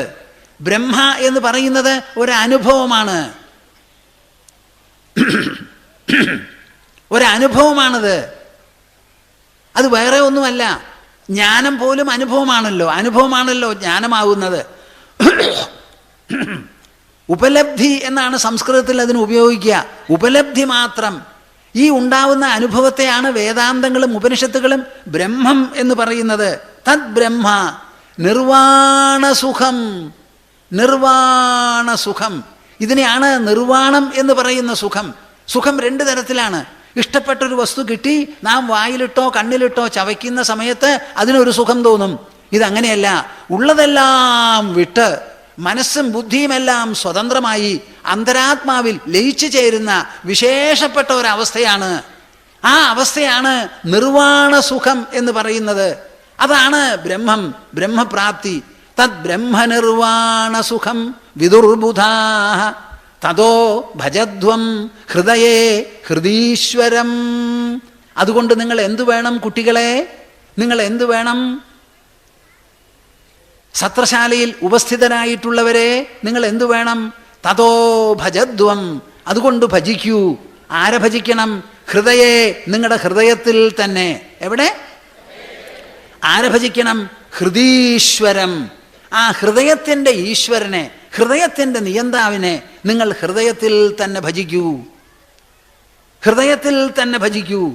ആ ഭജന നിങ്ങൾ ചെയ്യാൻ പറ്റില്ല, വിഷമമാണെന്ന് പറഞ്ഞാൽ പ്രഹ്ലാദൻ പറയണു സമ്മതിക്കില്ല എന്ന്. കോതി പ്രയാസോ അസുരബാലകാഹരേ ഉപാസനേ സ്വേ ഹൃദി ഛിദ്രവത്സദഃ സ്വസ്യ ആത്മനഃ സഖ്യുഃ അശേഷദേഹിനാം സാമാന്യതഃ കിം വിഷയോപപാദനൈഃ. കോ അതിപ്രയാസോ അസുരബാലക. ഹേ അസുരബാലകാഹ, എന്താ നിങ്ങൾക്ക് ഈ കാര്യത്തിൽ വിഷമം? എന്താണ് ഇത്ര വലിയ ബുദ്ധിമുട്ട്? എന്തിന്? ഹരേരുപാസനേ, ഹരേഹേ ഉപാസനേ, ഹരിയെ ഉപാസിക്കുന്നതിൽ. ഹരിയെ ഉപാസിക്കുന്നതിന് എന്താ നിങ്ങൾക്ക് വിഷമം? ആലഭാരങ്ങൾ വേണോ? പുഷ്പങ്ങൾ വേണോ? കടയിലേക്ക് പോണോ? നാളികേരം വേണോ? ആനപ്പട്ടം, കൊമ്പ്, ഇതൊക്കെ വേണോ? വേണ്ട, വേണ്ട. ഹൃദയേ ഹൃദീശ്വരം, ഹൃദയത്തിൽ ഹൃദയത്തിൻ്റെ ഈശ്വരനെയാണ് ഭജിക്കേണ്ടത്. ഒറ്റ നാളികേരത്തിന് ഉള്ളിൽ കിടക്കാൻ പറ്റില്ല. നാളികേരം കൊണ്ടുവന്ന് മൂക്ക് കൂടി ഉള്ളിലേക്ക് കിടത്താൻ പറ്റുമോ? അതിനെ പുഷ്പങ്ങൾ കൊണ്ടുവന്നാൽ ഹൂ ഹൂ എന്ന് ചെല്ലും അകത്തേക്ക്. ഹൃദയത്തിൽ ഹൃദയത്തിൻ്റെ ഈശ്വരനെയാണ് ഭജിക്കേണ്ടത്. ആ ഈശ്വരനെ ഭജിക്കാൻ നിങ്ങൾക്ക് എന്താണ് വിഷമം? പറഞ്ഞ് മനസ്സിലാക്കി കൊടുക്കുന്നു. ഇതാണ് ഭക്തി, ജ്ഞാനം, വൈരാഗ്യം എന്ന് പറഞ്ഞത്. ഇത്ര നേരം പറഞ്ഞത് ഭക്തിഭാഷ, ഇപ്പൊ ഉപദേശിക്കുന്നത് നോക്കൂ. കോതി പ്രയാസോ അസുരബാലക ഹരേരുപാസനേ സ്വേ ഹൃദി ഛിദ്രവത്സദഃ. അവനവൻ്റെ തന്നെ ഹൃദയത്തിൽ ആകാശം എങ്ങനെ പ്രപഞ്ചത്തിൽ മുഴുവൻ 4 ഭൂതങ്ങളിലും വ്യാപിച്ചിരിക്കുന്നുവോ അതേമാതിരി പാഞ്ചഭൗതിക നിർമ്മിതമായ ഈ ശരീരത്തിൽ സർവഭൂതങ്ങളിലും വ്യാപിച്ചുകൊണ്ട് ഉള്ള ഫോക്കസായി കേന്ദ്രീകൃതമായിരിക്കുന്ന ആ പരമസാന്നിധ്യത്തെ ഛിദ്രവത്സദഃ, എപ്പോഴും അവിടെ വിരാജിക്കുന്ന, പ്രകാശിക്കുന്ന, സ്ഥിതി ചെയ്യുന്ന, നിലനിൽക്കുന്ന ആ സാന്നിധ്യത്തെ ഉപാസിക്കാൻ നിങ്ങൾക്ക് എന്താണ് വിഷമം? എവിടെയാണ് വിഷമം? അതിനെ നല്ലപോലെ മനസ്സിലാക്കൂ. ഈ സാന്നിധ്യത്തെയാണ് സ്വസ്യ ആത്മനഃ, അവനവൻ്റെ അന്തരാത്മാവാണ്. അതിനെയാണ് നിങ്ങൾ ഞാൻ ഞാൻ എന്ന വാക്കുകൊണ്ട് സൂചിപ്പിക്കുന്നത്. ഞാൻ ഞാൻ എന്ന വാക്കുകൊണ്ട് സൂചിപ്പിക്കുന്നത് ഞാൻ എന്ന് പറയുന്നില്ലേ? നിങ്ങൾ പറയുന്നുണ്ടോ? ആ ഞാൻ എന്നുള്ള വാക്ക് സൂചിപ്പിക്കുന്നതാണ് ഈ ഈശ്വര സാന്നിധ്യം. സ്വസ്യാത്മനഃ സഖ്യുഃ അശേഷദേഹിനാം, എല്ലാ ദേഹികളുടെയും സഖാവാണ്, സ്നേഹിതനാണ്, ഉറ്റ ബന്ധുവാണ്. ഉറ്റ ബന്ധു, നിങ്ങളുടെ ഭർത്താവ് നിങ്ങളുടെ ഉറ്റ ബന്ധു അത്രയാവില്ല, ഭാര്യയാവില്ല, മക്കളാവില്ല, അച്ഛനമ്മമാരുമാവില്ല. സ്വസ്യാത്മനഃ സഖ്യുഃ അശേഷദേഹിനാം സാമാന്യതഃ വിഷയോപപാദനൈഃ. ഇതങ്ങോട്ട് വിട്ടുകളഞ്ഞാൽ പിന്നെ ലോകത്തിൽ എന്താ ഉള്ളത്? ഇന്ദ്രിയങ്ങൾക്ക് അവയെ ഉദ്ദീപിപ്പിക്കാനുള്ള ക്ഷണികവും നശ്വരവുമായ പദാർത്ഥങ്ങളുണ്ട്. ആ പദാർത്ഥങ്ങളല്ലേ ഉള്ളൂ. അത് സാമാന്യമാണല്ലോ. ഇവിടെ ബാഹ്യപദാർത്ഥങ്ങളെ പട്ടി തിന്നണു, പൂച്ച തിന്നണു, തേള് തിന്നണു, കരിമൂർഖൻ പാമ്പ് തിന്നണു, മനുഷ്യനും തിന്നണു. കേൾക്കുന്നുണ്ടോ നിങ്ങളെ? നാണാവണില്ലേ കുറച്ച്? ബാക്കിയുള്ളവരെ എങ്ങനെ രുചിക്കുന്നുവോ അതുപോലെ നാം കടിച്ച് ചവച്ച് എന്ത് ബാക്കിയുള്ള ജീവജാലങ്ങൾക്കൊക്കെ ആഹാരം നൽകുന്ന ഭൂമിയും ബാഹ്യവസ്തുക്കളും തന്നെയാണ് നമ്മളും തിന്നണത്. പക്ഷേ മനുഷ്യൻ അതിനല്ല. നമുക്ക് നമ്മുടെ മനസ്സുകൊണ്ടും ബുദ്ധി കൊണ്ടും അകത്ത് സ്ഫുരിക്കുന്നതായ ആ അന്തസുഖം, ആനന്ദം, അതാണ് നമുക്ക് ആവശ്യം. അതിനുവേണ്ടി പരിശ്രമിക്കാതെ ഇരിക്കുന്നിടത്തോളം മനുഷ്യജന്മം സഫലമാകില്ല, അന്വർത്ഥമാകില്ല. ഇതാണ് ഇവിടുത്തെ സത്യം. സാമാന്യതഃ കിം വിഷയോപപാദനൈഃ രായഃ കളത്രം പശവഃ സുതാദയോ ഗൃഹാ മഹീ കുഞ്ചര കോശഭൂതയഃ സർവേ അർത്ഥകാമാഃ ക്ഷണഭംഗുരായുഷഃ കുർവന്തി മർത്യസ്യ കിയത് പ്രിയം ചലാഃ. എത്ര നല്ല നിരൂപണ! നിങ്ങൾക്കൊക്കെ അറിവുണ്ടെന്ന് ഞാൻ വിചാരിക്കുന്നു. ഓരോന്നോരോന്നായി എണ്ണി പ്രഹ്ലാദൻ വിലയിരുത്തുകയാണ്. രായഃ കളത്രം പശവഃ സുതാദയോ. ധനം, ഭാര്യ, പശുക്കൾ, മക്കൾ, വീട്, ഭൂമി, കുഞ്ചര കോശഭൂതയഃ, കൊമ്പനാന, കോശഭൂതയഃ, ലോട്ടറി കിട്ടിയിട്ടുള്ള പണം, സർവേ എല്ലാം തന്നെ അർത്ഥകാമാഃ, അർത്ഥവും കാമവുമാണ്. അതിൽ ധർമ്മവുമില്ല, മോക്ഷവുമില്ല. 4 പുരുഷാർത്ഥത്തിൽ സർവേർത്ഥകാമ ക്ഷണഭംഗുരായുഷഃ. ക്ഷണഭംഗുരായുഷഃ. എപ്പോഴാണ് ഈ ഫുട്ബോളിൽ നിന്ന് കാറ്റ് പോവാന്ന് പറയാൻ പറ്റില്ല. പറ്റുമോ? ക്ഷണഭംഗുരായുഷഃ. സ്വതവേ നാം ക്ഷണികന്മാരാണ്. നശ്വരമാണ് നമ്മുടെ ശരീരം. അതിൽ ഈ നശ്വര വസ്തുക്കളെ അനുഭവിക്കുമ്പോൾ നശ്വരത പെരുകി വർദ്ധിക്കുകയോ കുറയോ? ഇന്ന് സുഖമായിട്ടുണ്ടു, അതുകൊണ്ടോ ഇത്തിരി കൂടുതലുണ്ടു. അപ്പോൾ ഈ കൂടുതലുണ്ടപ്പോൾ നിങ്ങൾ കൂടുതൽ ജീവിക്കോ അതോ കുറവ് ജീവിക്കോ? ശരീരത്തിനും ഉദരത്തിനും ഭാരം കൂടി, കുടലിന് ക്ഷണമായി. അതുകൊണ്ട് ഇനി 10 കൊല്ലം ജീവിക്കാൻ പോകണമെങ്കിൽ വയറ് നിറച്ച് പകുതിയും കൂടി ഊണ് കഴിച്ചാൽ ആ 10 കൊല്ലത്തിൽ 2 ദിവസം കുറയേ ഉള്ളൂ, കൂടില്ല. ഈ പറയണത് ശരിയോ തെറ്റോ? സർവേ അർത്ഥകാമാഃ ക്ഷണഭംഗുരായുഷഃ കുർവന്തി മർത്യസ്യ കിയത് പ്രിയം ചലാഃ. സ്വതവേ മർത്യരാണ് നമ്മൾ, മരിക്കുന്നവരാണ്. ഇതൊക്കെയോ മരിച്ചുകൊണ്ടിരിക്കുന്നതാ. മരിക്കുന്ന നമ്മൾ മരിച്ചുകൊണ്ടിരിക്കുന്ന ഈ വസ്തുക്കളെ അനുഭവിച്ചാൽ നമുക്ക് എന്ത് കിട്ടും? ഒന്നും കിട്ടില്ല. അതുകൊണ്ട് എൻ്റെ പ്രിയപ്പെട്ട സഹപാഠികളെ, നിങ്ങൾ എന്തു വേണമെന്നറിയോ? ഏവം ഹി ലോകാകൃതുഭികൃത അമീ. ഞാൻ ഈ പറയുന്നത് നിങ്ങളൊക്കെ ഗ്രഹിക്കുന്നുണ്ടോ? ഈ ലോകവസ്തുക്കളെ പറ്റി മാത്രമല്ല, ഏവം ഹി ഇതേപോലെ തന്നെയാണ് ലോകാഹ ക്രതുഭികൃത അമീ. ഈ യാഗങ്ങളും യജ്ഞങ്ങളും, അശ്വമേധം, പുത്രകാമേഷ്ടി, സോമയാഗം, സൂര്യയാഗം, രാജസൂയയാഗം എന്നിങ്ങനെ പല യാഗങ്ങളും വേദങ്ങൾ വിധിച്ചിട്ടുണ്ടല്ലോ. അതിന് പല വിധത്തിലുള്ള സമ്മാനങ്ങളും നമ്മളെ പ്രോമിസ് ചെയ്യുന്നുണ്ട്. അത് മുഴുവനും ഏവം ഹി ലോകാഹ ക്രതുഭികൃത അമീ ക്ഷയിഷ്ണവഃ സാതിശയാഃ ന നിർമ്മലാഃ. ഈ ശബ്ദങ്ങളൊക്കെ നിങ്ങളുടെ ചെവിയിൽ പതിയുന്നുണ്ടോ? എന്താ പറയണേ? ക്ഷയിഷ്ണവഃ. സ്വർഗമാകട്ടെ, പ്രജാപതി ലോകമാകട്ടെ, ഏത് ലോകമാണെങ്കിലും ഒക്കെ ക്ഷയിക്കുന്നതാണ്. സാതിശയാഃ. കവച്ചു വയ്ക്കാനുള്ള മറ്റു ലോകങ്ങളുണ്ട്. ഒരു രാജ്യത്തിൽ രാജാവായാൽ ആ രാജാവിനെ കവച്ചു വയ്ക്കുന്ന ചക്രവർത്തി അപ്പുറത്തുണ്ടായി എന്ന് വരാം. അതുമാതിരി സാതിശയാഃ ന നിർമ്മലാഃ. ഒരൊറ്റെണ്ണം നിർമ്മലമല്ല. പരിശുദ്ധമല്ല. ഈ ഭൂമിയിൽ എങ്ങനെയോ അതുപോലെ തന്നെയാണ് അവിടെ. അതുകൊണ്ട് എന്തു വേണമെന്നറിയോ സഹപാഠികളെ? തസ്മാത് അദൃഷ്ടശ്രുതദൂഷണം പരം. വാ വാ, തസ്മാത് അതുകൊണ്ട് അദൃഷ്ടശ്രുതദൂഷണം പരം. ആ വാക്കിന് എന്ത് സമ്മാന വേദവ്യാസർക്ക് കൊടുക്കണ്ടേ? ഇതേവരെ ഒരു ദൂഷ്യവും കണ്ടിട്ടും കേട്ടിട്ടുമില്ലാത്ത പരമകല്യാണ നിധിയായിരിക്കുന്ന ശ്രീഹരി എന്നാണ് അർത്ഥം. എന്ത്? അദൃഷ്ടശ്രുതം, ദൃഷ്ടവുമല്ല ശ്രുതവുമല്ല, ഇതുവരെ കേട്ടിട്ടുമില്ല കണ്ടിട്ടുമില്ല ഒരു ദോഷം.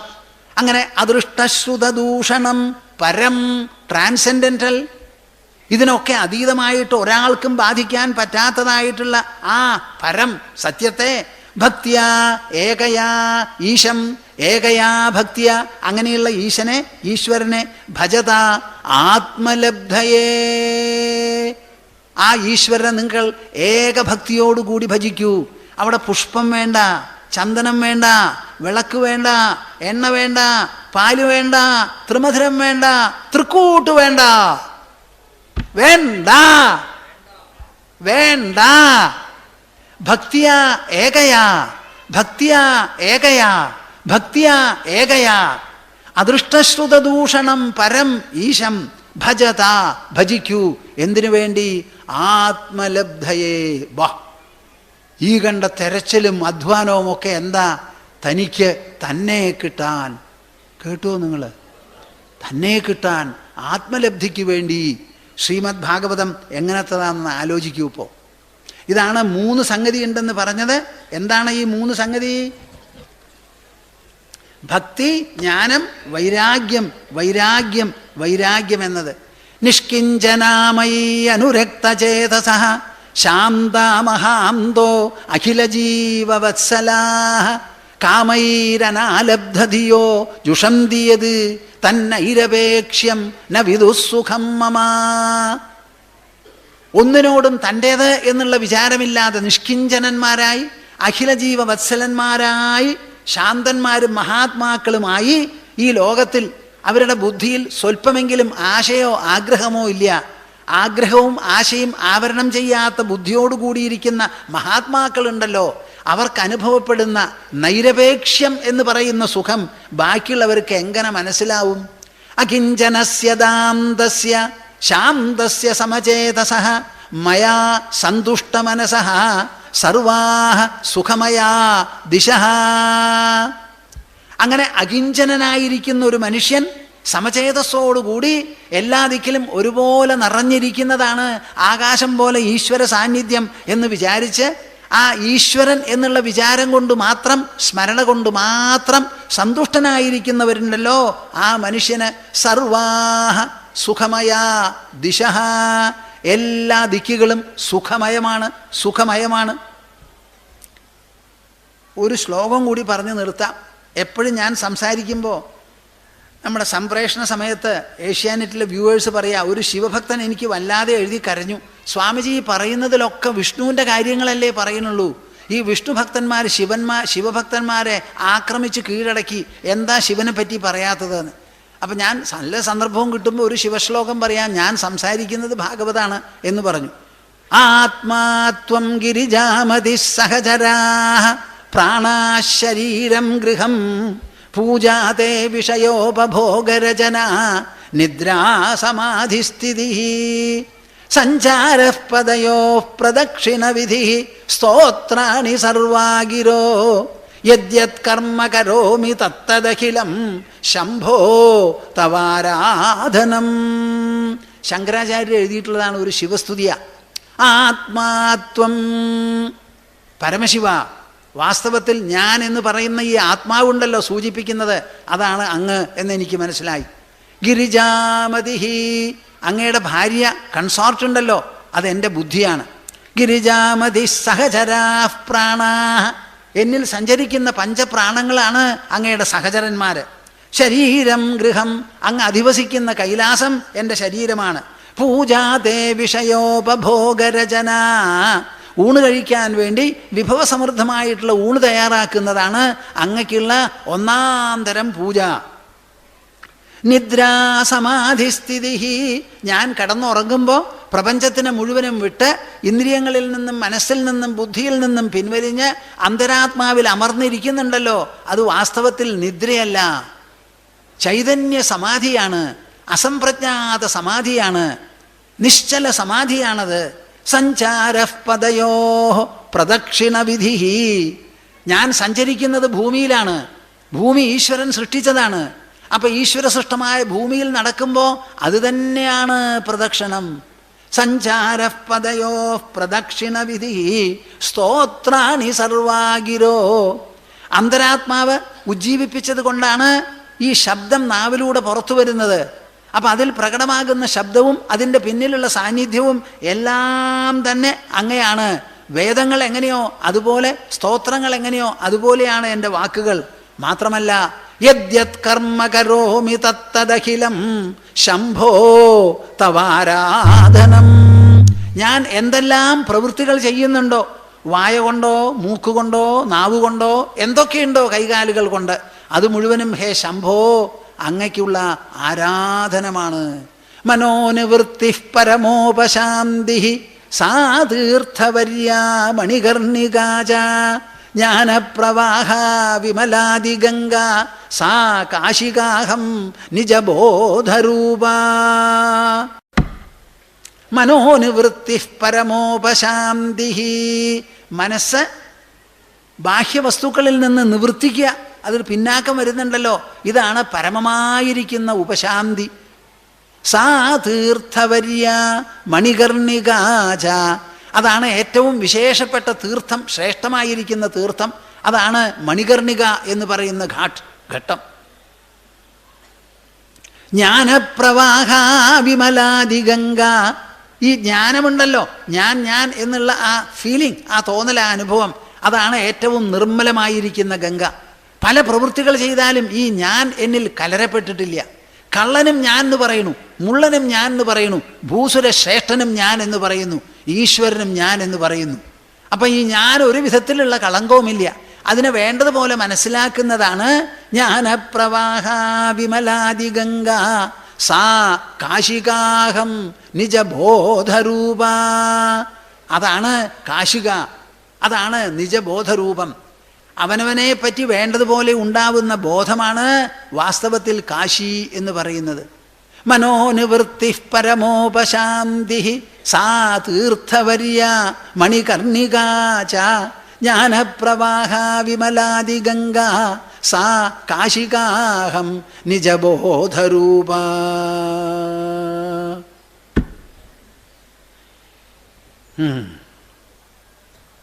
നമുക്കിത് സമാപിപ്പിക്കണമല്ലോ. സംവേദ്യവർജിതമനുത്തമമേകമാദ്യം സംവിത്പദം വികലനം കലയൻ മഹാത്മൻ ഹൃദ്യേവ തിഷ്ഠകലനാരഹിതഃ ക്രിയാം തു കുർവൻ അകർത്തൃപദമേത്യ ശമോദിതശ്രീ. കർത്തവ്യമസ്തി ന മമേഹ ന കിഞ്ചിദേവ സ്ഥാതവ്യമിത്യതിമനാഃ ഭുവി സംസ്ഥിതോസ്മി. സംശാന്തയാ സതത സുപ്തധിയൈവ വൃത്യാ കാര്യം കരോമി ന ച കിഞ്ചിദഹം കരോമി. കാര്യം കരോമി ന ച കിഞ്ചിദഹം കരോമി.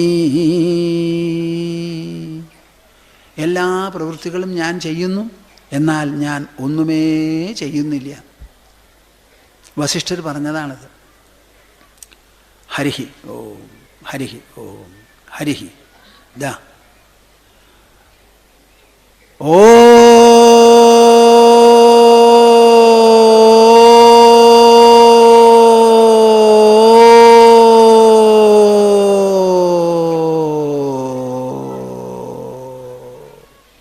നിങ്ങളിലെല്ലാവരിലും വേണ്ടുവോളം ഭക്തിയും വൈരാഗ്യവും ജ്ഞാനവും, ജ്ഞാനവും വൈരാഗ്യവും ഭക്തിയും, ഭക്തിയും ജ്ഞാനവും വൈരാഗ്യവും എല്ലാം ധാരാളം സമതുലിതമായിരുന്ന് നിങ്ങൾക്ക് എല്ലാവിധത്തിലുള്ള കൃതാർത്ഥതയും സൗഭാഗ്യവും സാഫല്യവും ഉണ്ടാവട്ടെ.